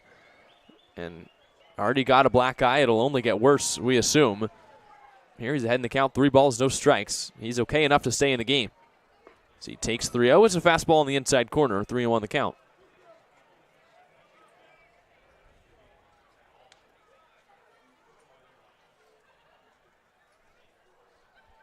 The lefty Shamir Marshall working from the third base side of the rubber. Comes set, now deals. And Trimble rolls it on the ground towards short. A little hop up towards Ramirez, who slings it across sidearm in time for the out. And Trimble putting a good swing on that one, 3-1. Just wanted to lift it just a tad. He's wanting to find a hole there, but it's an easy play there for Ramirez for out number 2. The Blues haven't had a base runner since the third hitter in the 2nd inning when Giovanni Blanchette drew a walk. That's been a long time for the Blues since they've gotten anyone on base. The pitching for the Barons has really impressed us in this series. 0-0. And a pitch taken high by Cam Constantine. I was talking in the broadcast earlier, Nate, we see a team roll in with a 2-11 record, and I'm not exactly sure what to expect, but not expecting the greatest things. And I think they've showed up, and they put on a real battle here with the Blues in these 2 games. As Constantine swings, loops a liner over the head of the third baseman Williams, and I jinxed it for the Barons. Constantine is aboard. He's got a single here with 2 outs in the 6th. Yeah, it's a little bloop single out to left. It's his 2nd hit of the day. You could perhaps get a little 2-out rally going. Constantine's wanting to score. And that breaks the streak of 12 straight retired by the Barons. We were talking yesterday about Constantine before you joined, Nate, that Constantine's been so hot right now. He's not hitting the ball all that well, but he's coming up with base hits. And when you only grow from there, when the balls you don't hit well become hits, when you start hitting the ball hard, you're going to be rewarded. Yeah, it's a funny situation when you're hitting like that. A ball inside. It bounces past Jake Bold and past the catcher Dorado. So now Constantine able to move up into scoring position. And the Blues maybe with a hit here can tie the game with 2 outs. When you're getting weak contact, but it's finding holes, and you're collecting hits, doesn't feel like you're playing that well. You look at your numbers, and like all of a sudden, like, oh, I have 2 hits today. Nice. Constantine came into this game hitting .300. 2 for 3 now with 2 singles today. He also has the lone RBI for the Blues with a single back in the first. Now at second, he's got a chance to be the tying run and come across to score. That line drive not soft from Constantine earlier. No. 1 ball, no strikes on Jake Bold, who's popped out to first twice.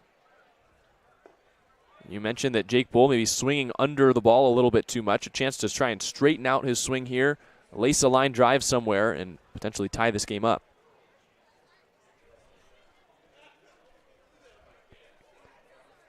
Shamir Marshall looks to second, now comes home, and Bold, a vicious hack. 2 balls and 1 strike.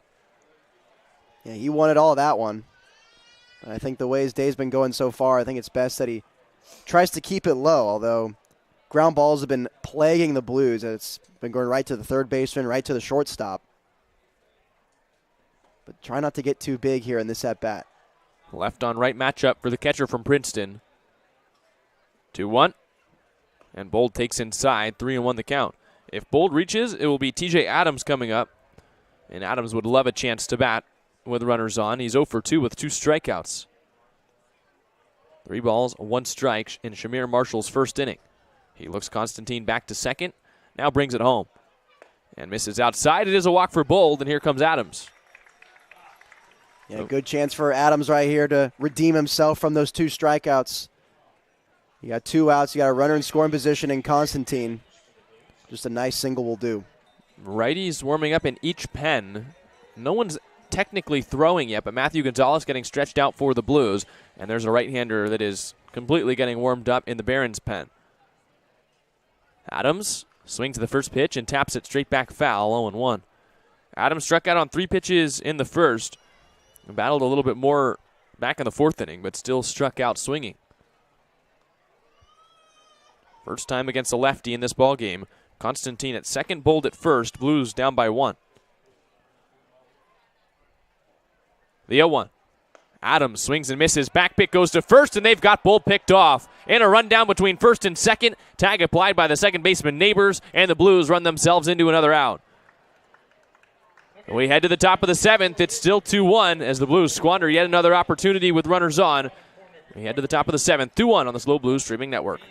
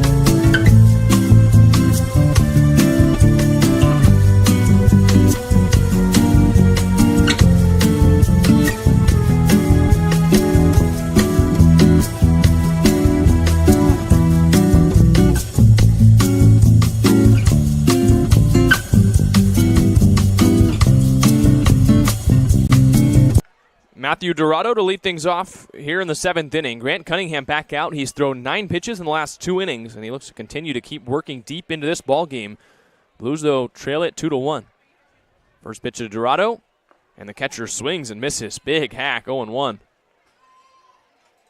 Blues have had chances in this game, and the Barons looked like they were going to be handing the Blues an opportunity to score a run in the bottom of the 6th, but Jake Bold back picked off first with runners at first and second and 2 outs. 0-1. Dorado swings, hits a fly ball into right center field. It's the center fielder Adams who ranges over to his left and makes the one-handed catch. And it looks like Bold just kind of got stuck in no man's land out there at first. Didn't know which way to go, and he knew right away. He was frustrated. Kind of knew he was out. He was dead to rights from the moment they went to the back pick to first. It's another frustrating moment for Blues base running. After the fly out to center, here's Justin Baldwin, the 9-hole hitter. Baldwin is 2 for 2 with 2 singles. And he hit the single that knocked in the go-ahead run back in the 4th inning. Swings here and pops it up foul. No balls and 1 strike. The center fielder from West LA College has now bumped his average over 200. Picked up his first run batted in of the summer back in the 4th. Cunningham from the windup, the 0-1. That slider is tapped right off the plate. You can hear the thud as Cunningham comes up with it. Long underhand and is dug out by Trimble. Well, the first baseman saves the out, and Cunningham gives him a pat on the back. There's 2 away. Yeah, that deserves a hug right there. That's a play that you don't want to overthink. It's just one of those where you know you got him, and it's just so easy. You just got to flick your wrist, and it's right there. But sometimes it can be so easy that you can think about it too much, and then that's where a situation like that happens. But luckily, Trimble was there with the scoop. 9 in a row now retired by Grant Cunningham. And here's Kamau Neighbors, who grounded into a double play to end the 4th. Oh, well. And Neighbors takes in there. He didn't ground out. I'm wrong about that. It was the fly out to right that Cam Constantine came up throwing and was able to get out the runner at first, Baldwin. 0-1. And Neighbors takes outside. Baldwin was stealing, and the fly ball to right allowed the Blues to turn a double play. That's good. Heads up by Constantine as well. A guy who normally doesn't play right field. Got his eyes at first base. Makes a double play. 1-1. Neighbors swings. It's a soft liner. Leaping is Hardy. It's a 7-pitch inning for Grant Cunningham, and he's retired 10 in a row. We head to the bottom of the 7th. It's still 2-1. Blues got a score on the SLO Blues streaming network.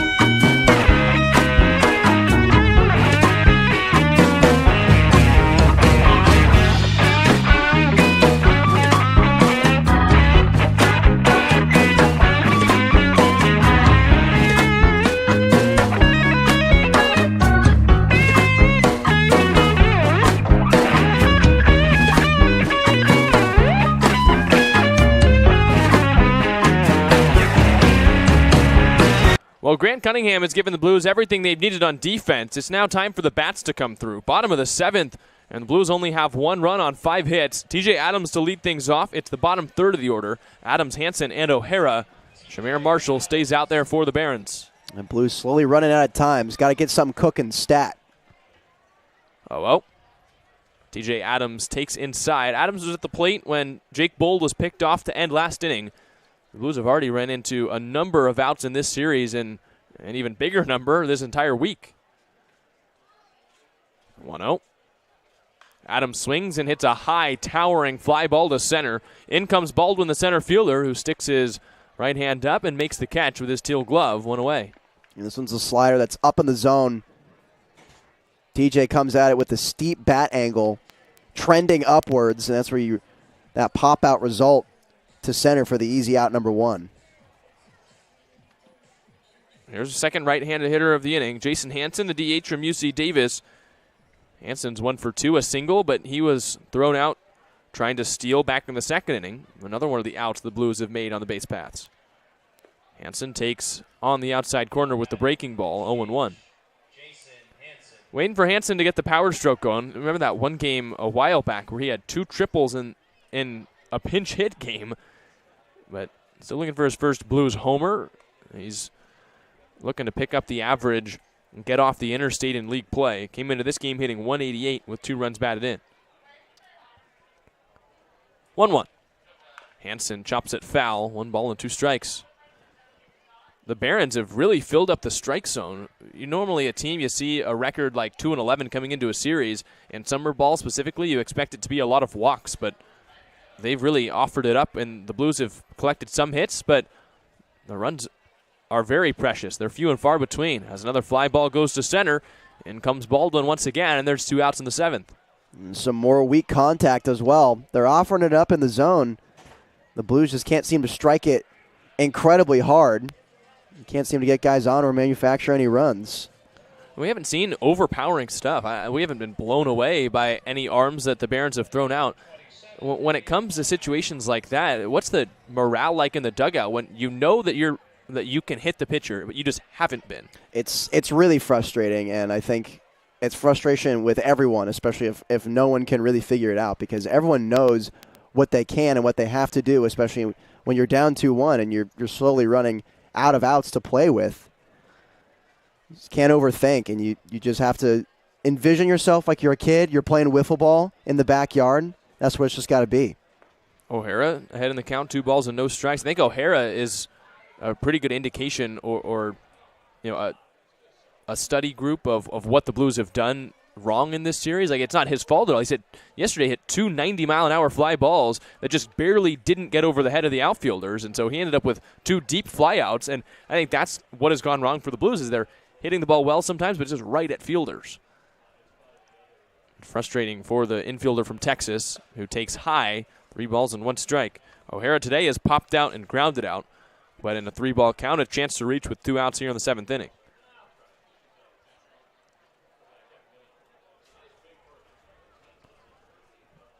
Marshall comes set, 3-1 on the way.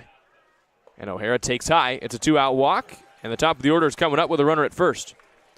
I think that's what we're seeing those big swings come from as well in this Blues offense, because we know those pitches aren't going to beat them most of the time, beat most of the Blues offense, especially that fastball. And so when it's coming in there, they want to just crank it back to Santa Barbara. What they just have to do is just keep their composure and just put on a steady swing. Marshall's being taken out of this game, so with 2 outs in the 7th, we'll get a new pitcher. We're going to step away real quick on the SLO Blues streaming network. We'll be right back with the new arm.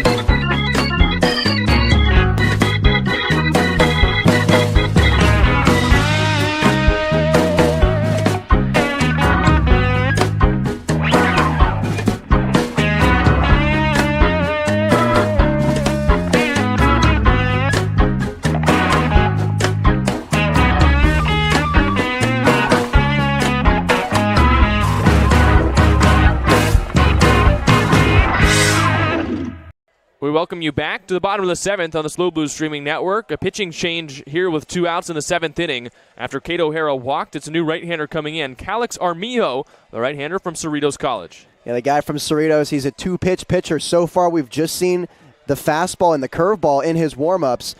And this could be what the Blues need to get on the board. This guy, he's a walker. 6 walks in 6.1 innings so far in his summer and in his recent season at Cerritos College. 13 walks in 18.1 innings.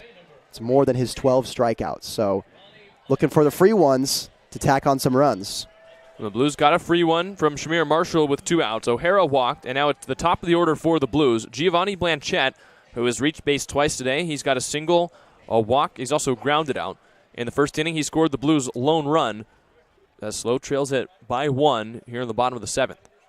O'Hara with good speed gets his lead off first. Pick goes there, and he's back in with a dive. And then we've seen the Blues make some outs on the base pass in this series. Do you have any idea maybe of trying to steal O'Hara from first? Don't know if I would here, but I think that's just a personal thing for me. Not sure. There's a strike on the inside corner. O'Hara doesn't have a stolen base in league play yet. We know he's got the speed. We've seen it all over the infield. 0-1 count on Blanchette. Blanchette's OBP is above 500, so you do the math, getting on base better than 1 in every 2 times at the plate. The Blues hope this is one of them. Another pick goes to first, and O'Hara has to scramble back. Tying run at first here in the bottom of the 7th. 2 outs in the inning, and the new right-hander in. Armijo, 5'10", 195-pounder, hails from Redondo Beach. 0-1. Blanchette takes the breaking ball, and it's quickly no balls and 2 strikes.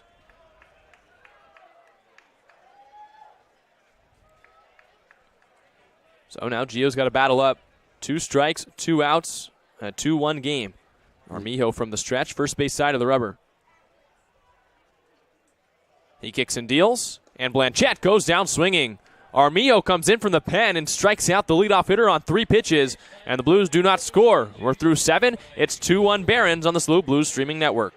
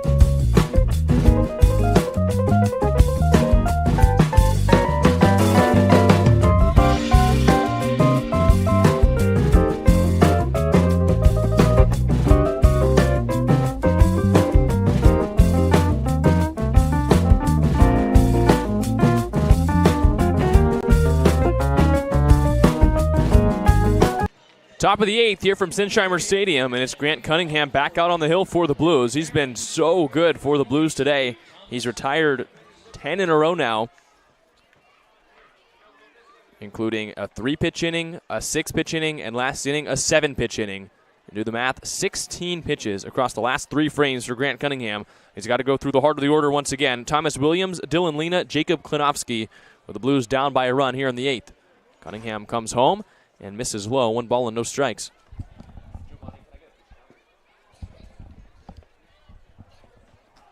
Thomas Williams today was hit by a pitch in the first, walked in the third, and grounded out to second his last time up. 1-0, he pops it up straight back and foul. 1 ball and 1 strike. Grant Cunningham has thrown 77 pitches, and we're here in the 8th inning.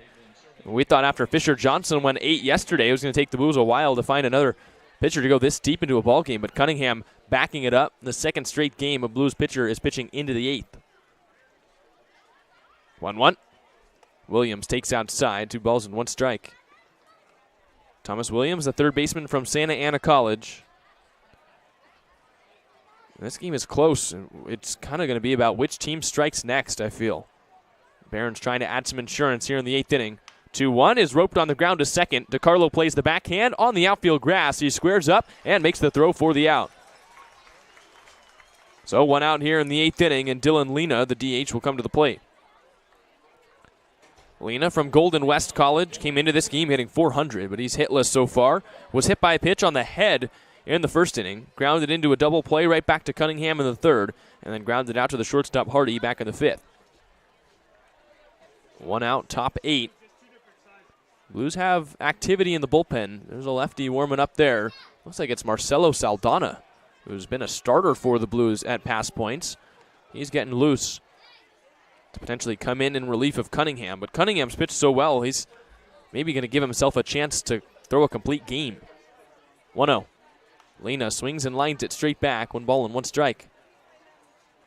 Pitch count now hovering just above 80 pitches for Cunningham. We saw Fisher Johnson go 90 pitches yesterday across 8 innings. He was not sent out for the 9th, as he said that he was trying to save his arm a little bit more, give his USC teammate Josh Blum a chance for a save. Cunningham just trying to get through the 8th inning here, and then he'll think about the 9th inning later. 2 balls, 1 strike on the DH from Golden West. Lena with 2 home runs, a team leading 11 runs batted in. 2-1 on the way. And Lena taps it foul off of Bold. 2 balls and 2 strikes. On deck is Jacob Klinowski, the right fielder from Cal State East Bay, who's 1 for 3. Cunningham has retired 11 straight Barons, dating back to the 4th inning. And Cunningham taking a little bit of a walk, giving his catcher Bold a little bit of time. Looked like Bold was hit on the hand on that foul ball.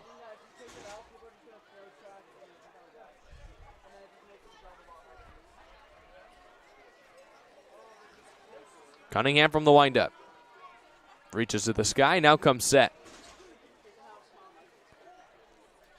2-2. Lena pops it up. On the right side of the infield, the overshift was on. Justin Trimble comes in, and in front of the mound, he makes the catch. 2 outs.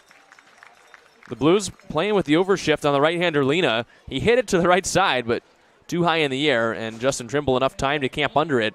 2 outs in the 8th, and here comes Jacob Klinowski.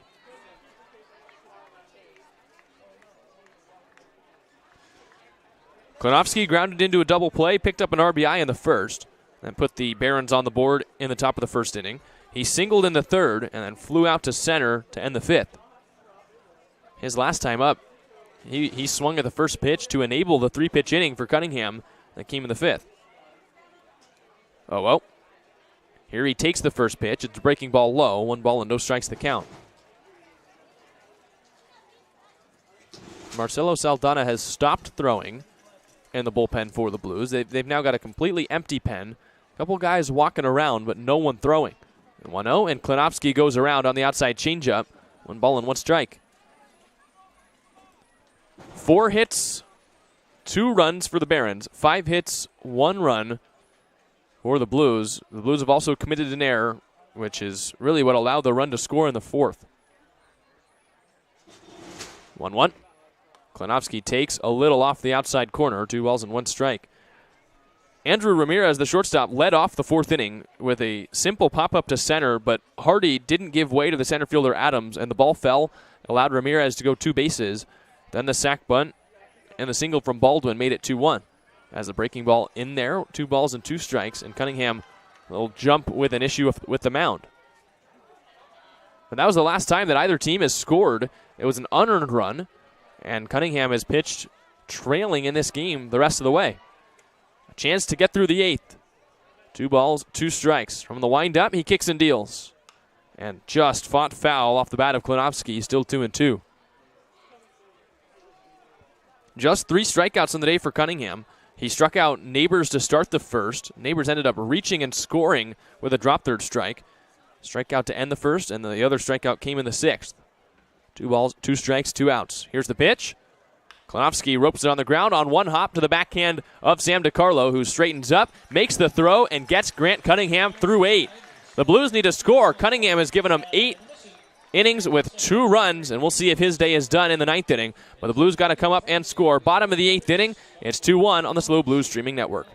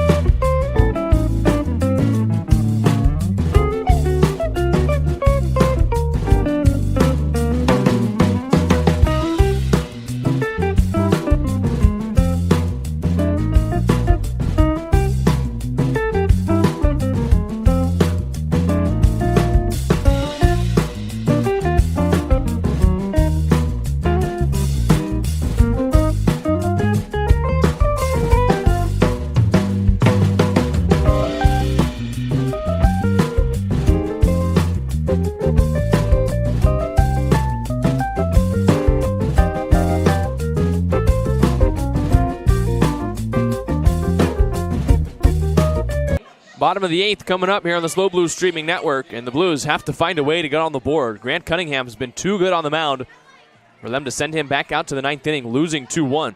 Sam DiCarlo to lead things off, followed by Theo Hardy, Justin Trimble against Calix Armijo, who came in and struck out Giovanni Blanchette on 3 pitches to end the 7th. Armijo from the stretch, front foot offset, kicks and fires, and DiCarlo takes the curveball in there, strike 1. Sam DiCarlo singled in the 1st inning, struck out in the 2nd, came up again in the 5th and grounded out.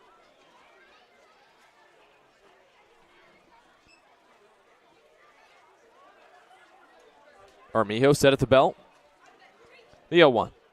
And DiCarlo takes a fastball right on the outside corner. It's quickly no balls and 2 strikes. The Blues have just been stifled by the pitching of the Academy Barons in this game, and even to a lesser extent yesterday's game, where they only had 2 hits. 5 hits on the scoreboard today, just the 1 run. 0-2 on the way, and DiCarlo takes high this time, 1 ball and 2 strikes. Second baseman from the University of Washington, hails from Long Beach, leading off the 8th inning here for the Blues.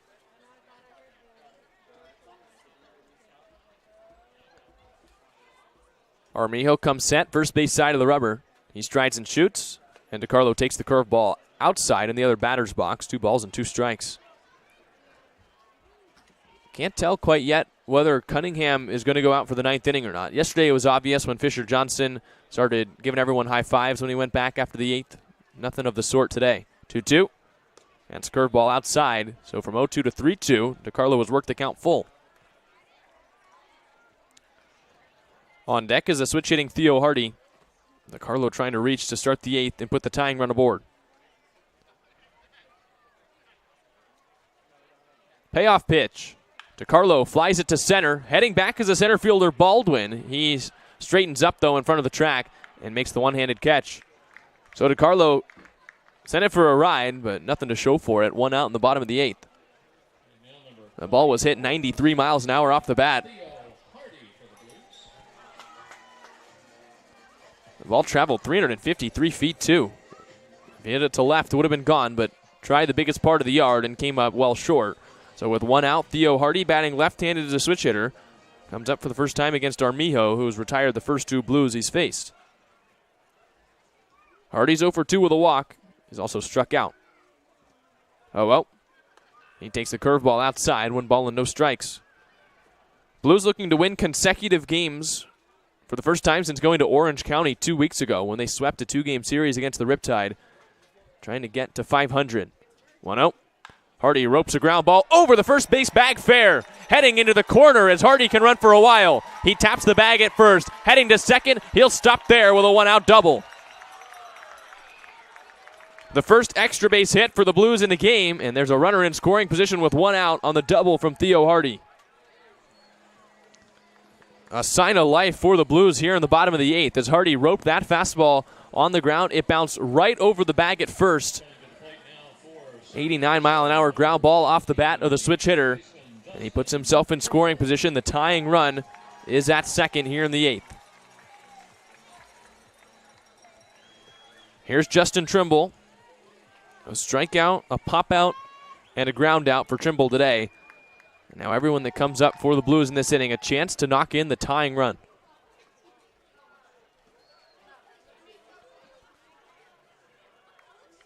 Oh. Trimble shoots it foul down the left field line. Hit it well. No balls and 1 strike.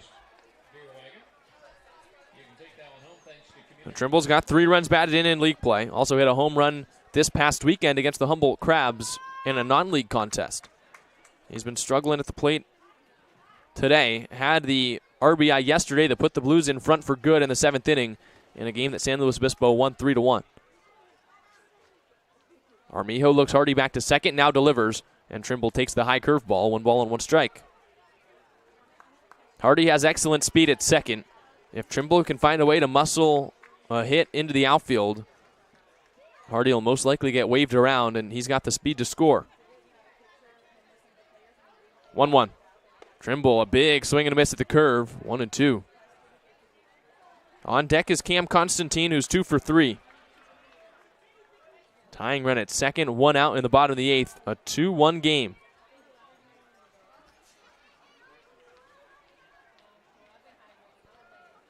Armijo sets just above the belt, looks to second, and picks there. Hardy is back in on the low throw. Still a 1-2 count on Justin Trimble, the first baseman from UCSB, looking to come through and tie this game up.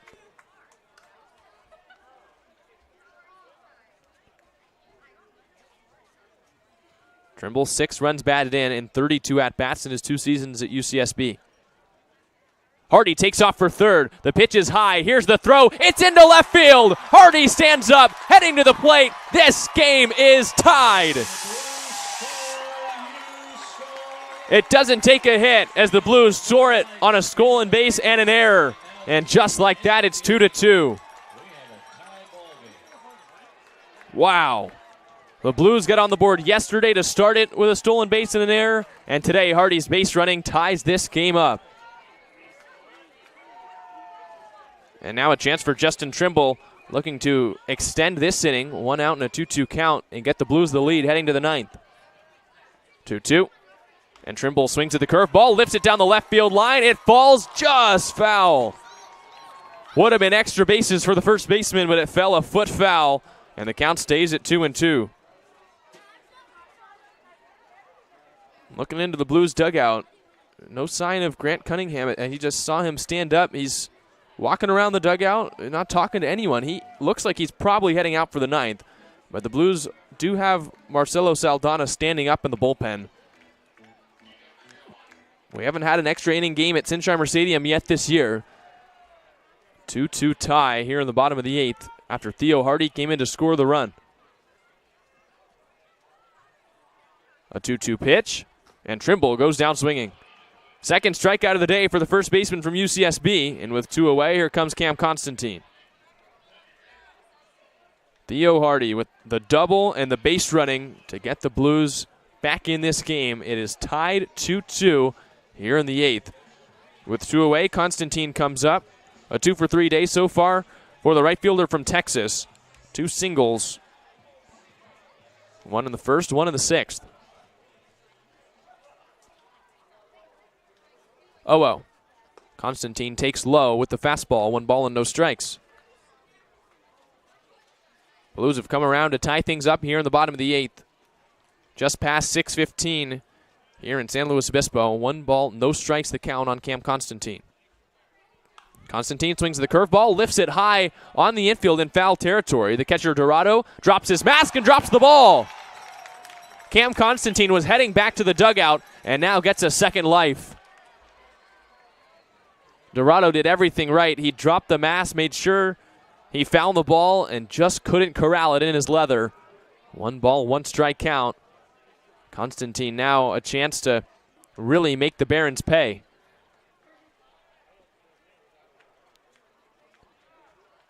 An error earlier in the inning by Dorado on the throw. Now he drops the pop-up. 1-1 the count with 2 outs. Pitch to Constantine, and Constantine swings the curveball, 1-2.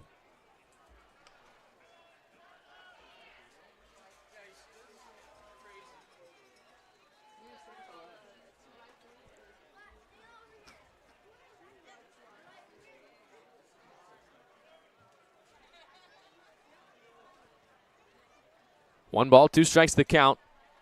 As Armijo kicks and deals, a grounder to short. In comes the shortstop Ramirez. He corrals it, flings it across to first in time for the out. Theo Hardy does it himself, puts the Blues on the board to tie this game up. We're heading to the 9th. Grant Cunningham is coming out. A 2-2 game here at Sinsheimer Stadium.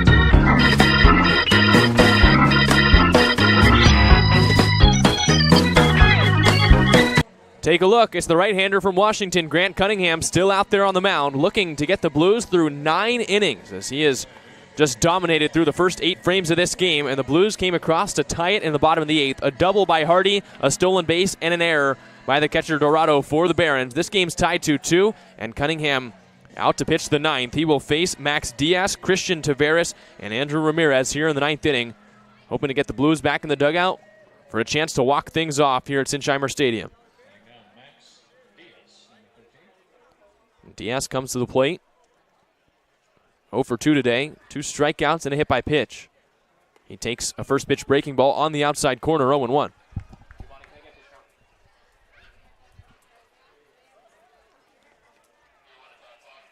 13 straight retired by Cunningham. His 0-1, and Diaz rolls it on the ground. Fair ball down the left field line. This is going to be extra bases for Diaz. He taps the bag at first, heading to second. Blanchette crashes with the wall in left. It's a leadoff double in the 9th for Max Diaz, and the Barons right back in business. Diaz with a similar pitch, or a similar hit to Theo Hardy in the 8th, just cranked the ground ball over the third base bag, and now he puts himself in scoring position with nobody out in the 9th inning. The Blues are trying to get back to 500. The Barons trying to break their 5-game losing streak and get their 3rd league win. That was the 92nd pitch from Cunningham, and after he had retired 13 straight, a leadoff double here in the 9th inning. So the batter now, Christian Taveras. Taveras is 1 for 3 with a single. Blues have the corners in, middle back. Could be a bunt spot as Cunningham looks back to second. Now dishes it home. Taveras not bunting, takes the breaking ball low. 1 ball and no strikes. Theo Hardy worked so hard to get the Blues back into this game and tie things up 2-2. Now Cunningham trying to preserve the lead here in the top of the 9th. Got to find a way to get 3 outs without allowing the runner at second to score. Go-ahead run on the bag, 1-0. And Taveras takes high, 2 balls and no strikes. Taveras singled in the second, flew out in the third, popped out to the shortstop Hardy back in the 6th. 2 balls, no strikes. Go-ahead run is Max Diaz after he doubled to start the inning. He's at second. 2-0. And Taveras spoils it foul. 2 balls and 1 strike on the left-handed hitting first baseman from Compton Community College.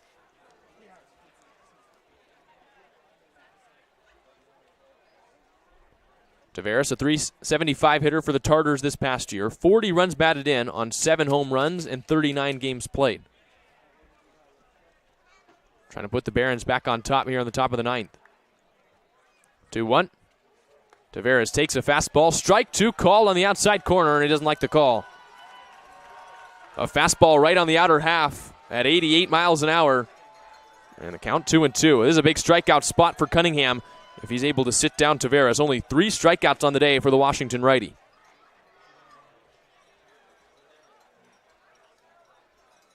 And now Cunningham steps off. There's an arm warming up in the pen for the Blues. It's a right-hander. Can't quite tell who it is. Marcelo Saldana has sat down. He's not throwing. 2-2. The big curveball is well outside. 3 balls and 2 strikes. Looks like it's the right-hander Boston Warkentin in the pen. Grant Cunningham's Washington teammate getting loose. A full count on Taveras.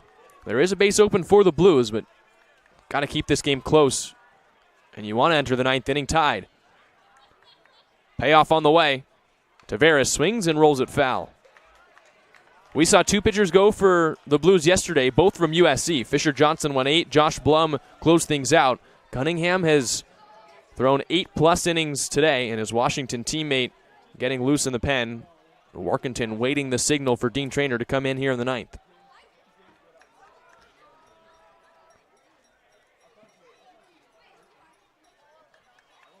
Another 3-2. Taveras pops it up, straight back and foul, out of play and out of Sinsheimer Stadium, and the count stays full. Diaz started the inning with a double over the third base bag. He stands at second, potential go-ahead run here in the 9th.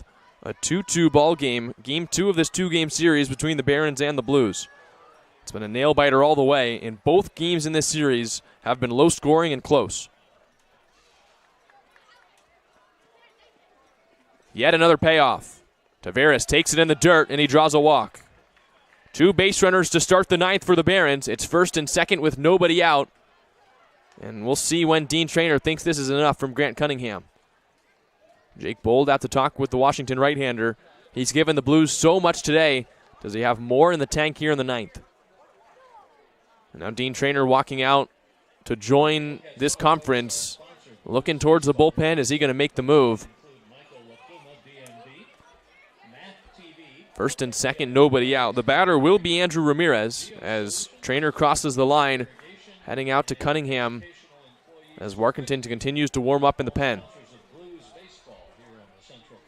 Traynor gets to the mound, talking with the entire infield. Tie game in the top of the 9th.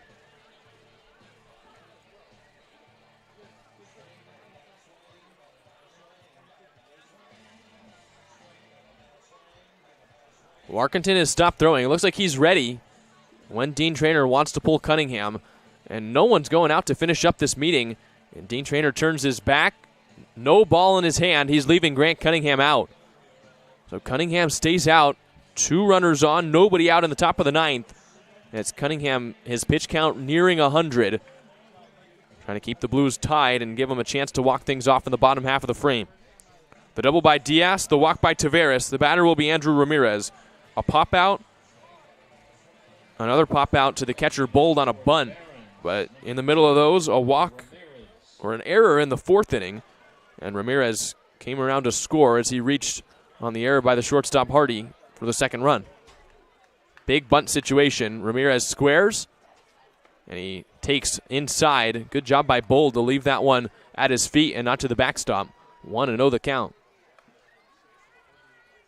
Blues play the defense like this. They're shifting slightly with Hardy playing right behind the runner. Corners in for the Blues. Middle back trying to turn a double play. 1-0.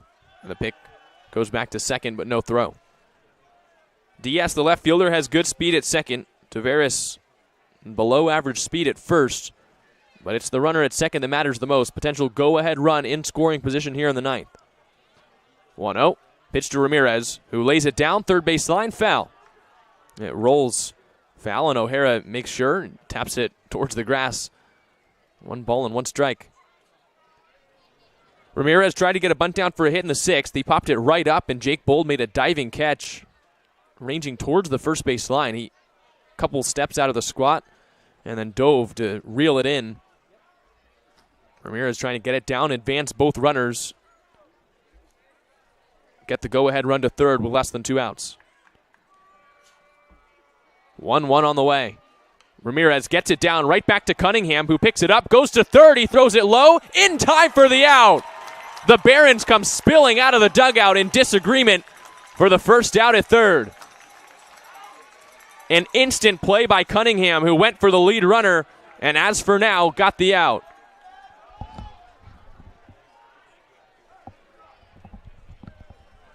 Wow, the Barons squad went all the way to the front of the netting. They almost knocked over the net here at Sinsheimer Stadium. So upset about that call at third, but Cunningham made the spin throw in order to get the lead runner. The sacrifice bunt doesn't work.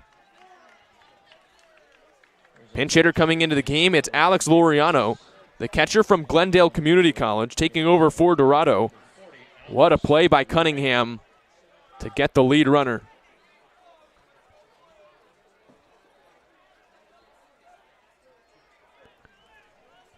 So Alex Laureano, the 5'11", 190-pound catcher, pinch hitting here in the 9th. Cunningham has 1 out, still 2 runners on. Looks back at Taveras at second and deals. Laureano taps it up the middle. Hardy ranges behind the bag. Overhand flip to Carlo with the bare hand, and they get the out. Dangerous slide from Ramirez as Hardy saved a run and picked up an out in the process. 2 away, runners at first and third. Nice play on defense, back-to-back by the Blues as Hardy had to range behind the bag, and DeCarlo got to the second base pillow, caught it with his bare hand before getting spilled over by Ramirez's slide. Moving to third was Taveras. Laureano's now at first, and the batter will be the 9-hole hitter Justin Baldwin with 2 outs in the 9th inning. Baldwin is 2 for 3, 2 singles, and he's also grounded out off the plate right back to the pitcher Cunningham. Cunningham trying to get the Blues into the dugout and grab him a chance to walk it off in the bottom of the 9th. 0-0. And Baldwin takes outside, 1 ball and no strikes. Excellent defense employed so far by the Blues in this inning. They're 1 out away from keeping it tied heading into the bottom half of the 9th inning. 1 ball, no strikes on the center fielder from West LA College. 1-0. Baldwin hits a little looping liner into left field. Coming on is Blanchette. He dives and it bounces for a base hit. In to score, the go-ahead run is Taveras. It's 3-2 in the 9th inning on the RBI single from Justin Baldwin. Not hit hard, but hit right in front of Blanchette. And Baldwin gives the Barons the lead in the 9th. Blanchette went into a headlong dive but couldn't collect it. And the Barons are in front. So Cunningham couldn't completely work around the leadoff double. The run comes in to score, and now Dean Traynor coming out to collect the right-hander. Cunningham went 8 2/3 for the Blues, allowed 6 hits. The defense made 1 error behind him, 3 runs, and he's going to leave to, I would assume, a raucous applause. What a performance from the Washington righty, who unfortunately for his sake leaves trailing. In comes Warkentin, out goes Cunningham. It's now 3-2 in the 9th. 2 outs. Don't go anywhere. We'll be right back on the SLO Blues streaming network.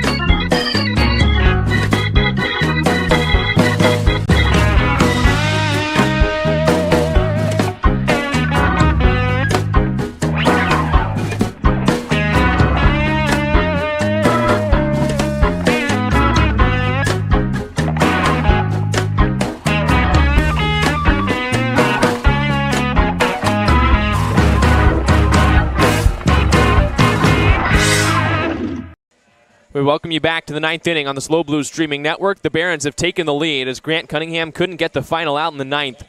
Gave up a 68-mile-an-hour flare to Justin Baldwin to put the Barons in front 3-2. And now it's his Washington teammate Boston Warkentin taking over. Warkentin has thrown 5 innings for the Blues. He's got 9 strikeouts. He's given up just 1 earned run. He's been excellent since joining the Blues from the University of Washington. And you just feel for Grant Cunningham, who pitched so well today, went 8 2/3, but he leaves in line for a loss unless the Blues can tie or take the lead in the 9th. Cunningham exits the game 8 2/3, 3 runs. And now Warkentin trying to keep it just the 1-run lead for the Barons before the Blues come up in the 9th. It's Kamau Neighbors, the leadoff hitting second baseman. Oh well. Warkentin goes with a fastball, ball 1. And 90 miles an hour on Neighbors, who has reached on a strikeout, popped out, flown out into a double play, and lined out to the shortstop. He's 0 for 4. 1-0. Neighbors takes the fastball in the dirt, 2 balls and no strikes. Runners on base, it's Laureano, the catcher, at second. And Baldwin, who came up with the go-ahead hit, is at first. 2 balls, no strikes, 2 outs in the top of the 9th inning. As Warkentin delivers, and Neighbors takes way outside, 3 balls and no strikes. Warkentin's first appearance, he struggled with some walks. He's bared down more since then, but in total, 3 league innings pitched, 3 walks. In danger of walking the bases loaded here with Thomas Williams on deck. 3-0. It's way outside. It's a 4-pitch walk to the first batter Warkentin faces, and the bases are loaded. So Neighbors on base for the first time today. Laureano moves up to the third base bag, and now Baldwin advances to second. Thomas Williams, who is 0 for 2 with a hit by pitch and a walk, coming up, the third baseman from Santa Ana College.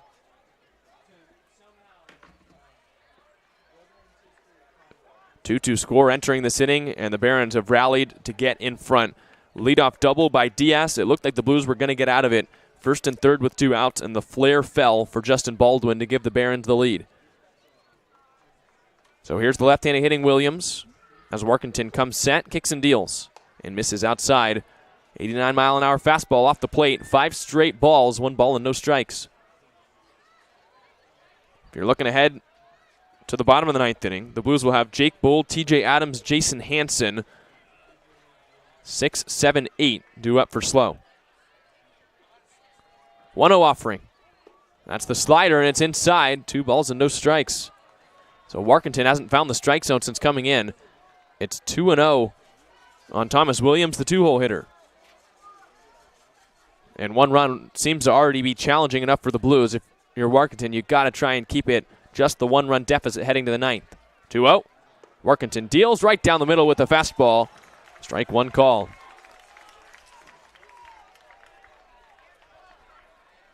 Bases loaded, 2 outs in the 9th. Barons have already taken the lead. The Blues trying to keep it close, give themselves a chance to tie or walk it off in the bottom of the 9th. 2-1. Warkentin goes with the fastball again and misses outside. 3 balls and 1 strike. He misses again. He walks in a run. And there's Dylan Lena, the DH, standing on deck, the best hitter in the Barons lineup. Warkentin got to find something here. 3-1. Right down the middle and fouled straight back. He went with the fastball again at 88, and it's fouled off the facing of the fence here at Sinsheimer Stadium. Count moves full. So with Williams at the plate, bases loaded, and a 3-2 count with 2 outs, runners will be on the move at every base for the Barons. Blues will have to go the long way. Warkentin comes set, 3-2. It's a fastball again, and it's fouled off. Williams catches a piece of 88 and fouls it off a car down the left field line. Count still full. It's Laureano at third, Baldwin at second, Neighbors at first. And Warkentin entrenched in a full count battle with Thomas Williams. The Canadian comes set, kicks and deals, and blew it by him with the fastball. Warkentin comes up with the K and keeps it at just a 1-run deficit. Blues are coming up in the bottom of the 9th. They need 1 to tie, 2 to win. It'll be Bold, Adams, and Hansen when we come back on the SLO Blues streaming network.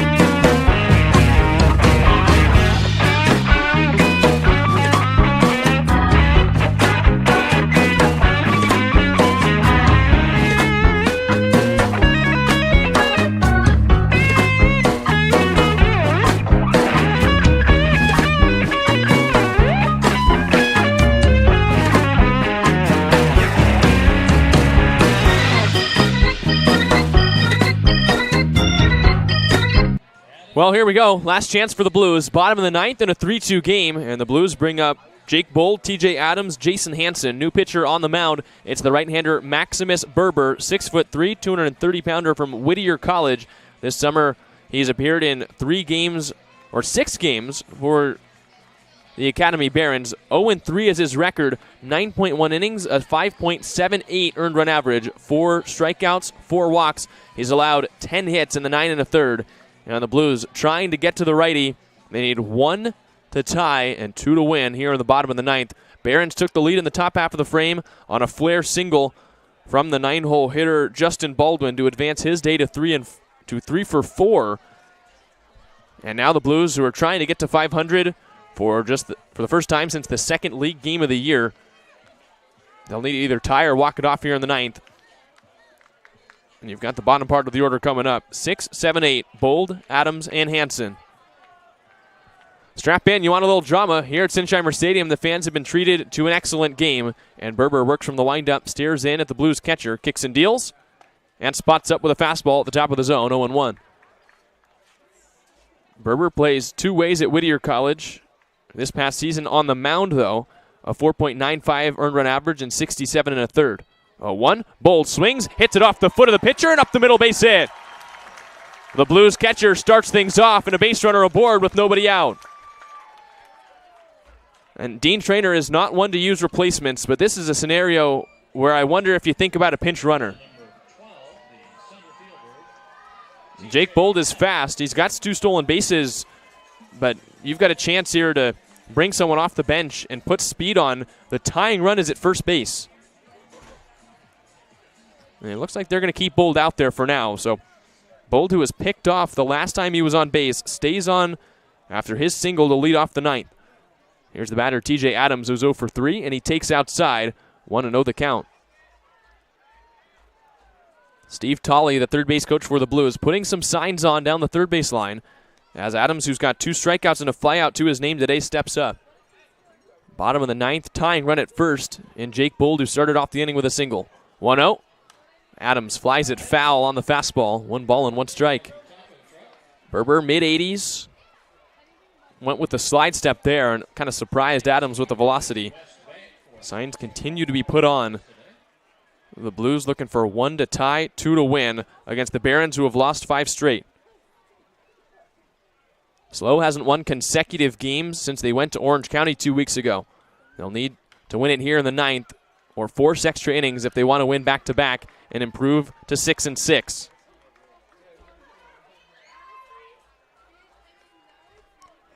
Bold at first, a 1-2 count on TJ Adams. 2 strikeouts today. It's Jason Hansen, the DH, who's on deck. Picked to first, Bold dives back in. And the first baseman, Tavares, having a little fun here in the ninth inning. Tried to play a hidden ball trick. Bold wasn't falling for it, though. 1 ball, 2 strikes the count on the center fielder from Arizona, TJ Adams.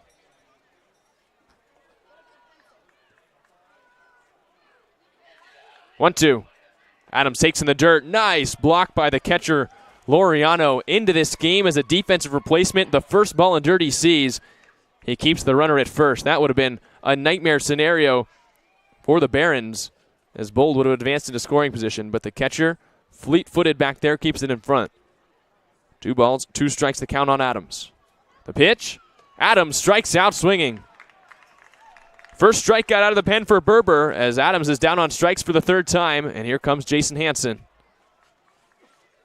And Hansen's being pulled back. So the DH taken back. And how about this? The high schooler, Jake Hicksonbaugh, is coming up. Hicksonbaugh has got maybe the best hit tool that we have seen for the Blues so far. But this is his first CCL at bat. As J.P. Acosta, Blake Wilson, 2 high school middle infielders for the Blues, have departed from the team. The Blues had a chance to add another high schooler to the list. And their league roster, they went with Jake Hicksonbaugh, and this is a big spot for your first league at-bat. But Hicksonbaugh's earned it. In non-league play, Hicksonbaugh's a 500 hitter with 6 hits and 12 at-bats. 1 out runner at first, and Hicksonbaugh takes strike 1. And we've noted the hit tool on Hicksonbaugh all season. A .543 batting average this past year as a senior at Arroyo Grande High School. He pinch hits for Jason Hansen here in the ninth. 0-1. And Hickson-Boss shoots it the other way. No balls and 2 strikes. 88-mile-an-hour fastball from Berber and a quick 0-2 count. Dean Traynor also going the lefty for the righty. Hickson-Boss, 6 foot, 175-pound freshman heading to Monterey Peninsula College. 0-2. And Hickson-Boss takes it high. 1 ball and 2 strikes. 51 hits and 94 at-bats as a senior for the left-handed outfielder. Bold gets his lead off first. Very minimal lead. As Berber from the stretch kicks and fires. And Hickson-Boss takes the changeup high.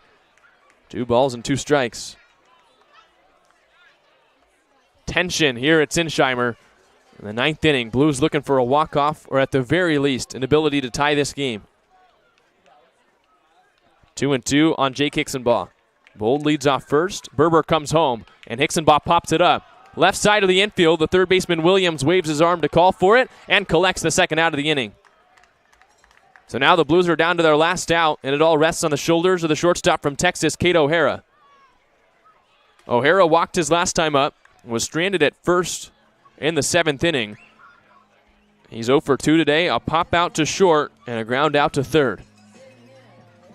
And the 9-hole hitter steps up, runner at first with 2 outs. The Blues have not been able to advance Jake Bold at all after he led off the inning with a single. Strikeout by Adams, that pop-up by Hickson-Boss. And now the Barons are an out away from breaking their 5-game losing streak as O'Hara swings to the first pitch and lines it foul. No balls and 1 strike. Cade O'Hara came into this game hitting .143 for the Blues with 3 strikeouts. 0 for 2 today. Got 7 at-bats as a freshman at Texas. Didn't pick up a hit, but knocked in 2 runs. 0-1. O'Hara checks his swing and barely catches a piece of the curveball. No balls and 2 strikes. The Barons a strike away from stealing Game 2 here at Sinsheimer and keeping the Blues from reaching 500.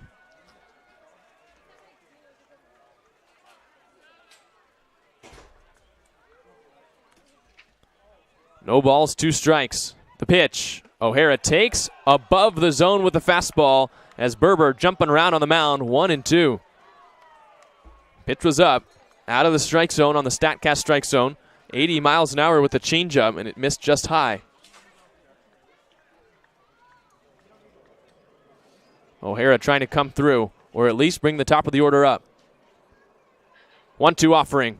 O'Hara takes the breaking ball outside. 2 balls and 2 strikes.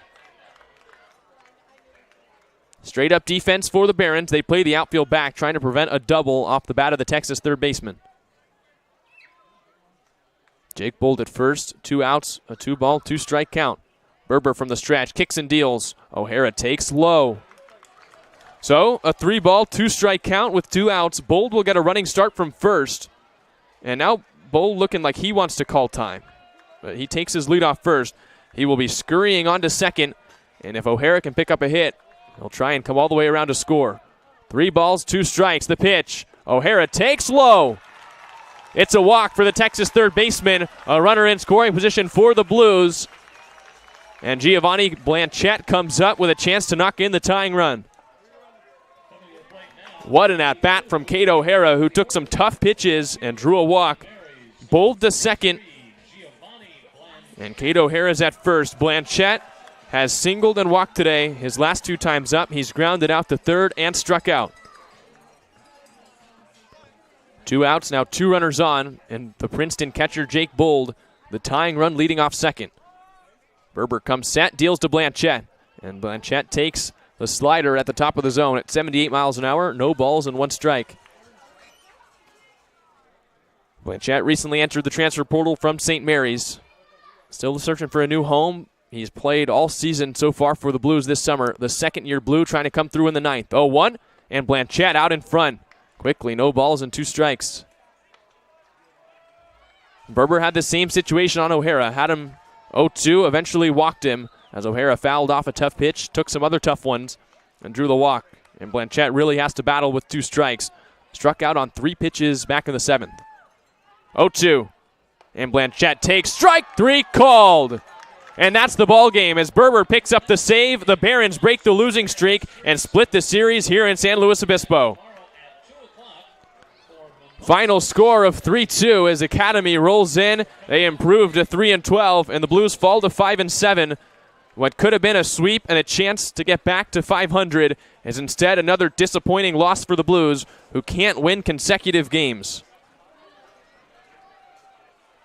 Hats off to the Barons. They came in here, played a tough series against the Blues, played far better than their 2-11 record, and they get their third win of the summer here today.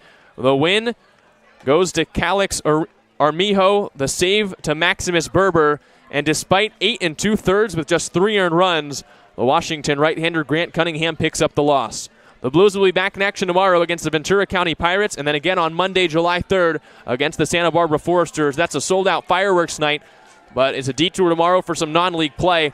Tough series for the Blues. They split, but they wish that they could have had a little bit more as they leave 2 on in the ninth to lose it 3-2.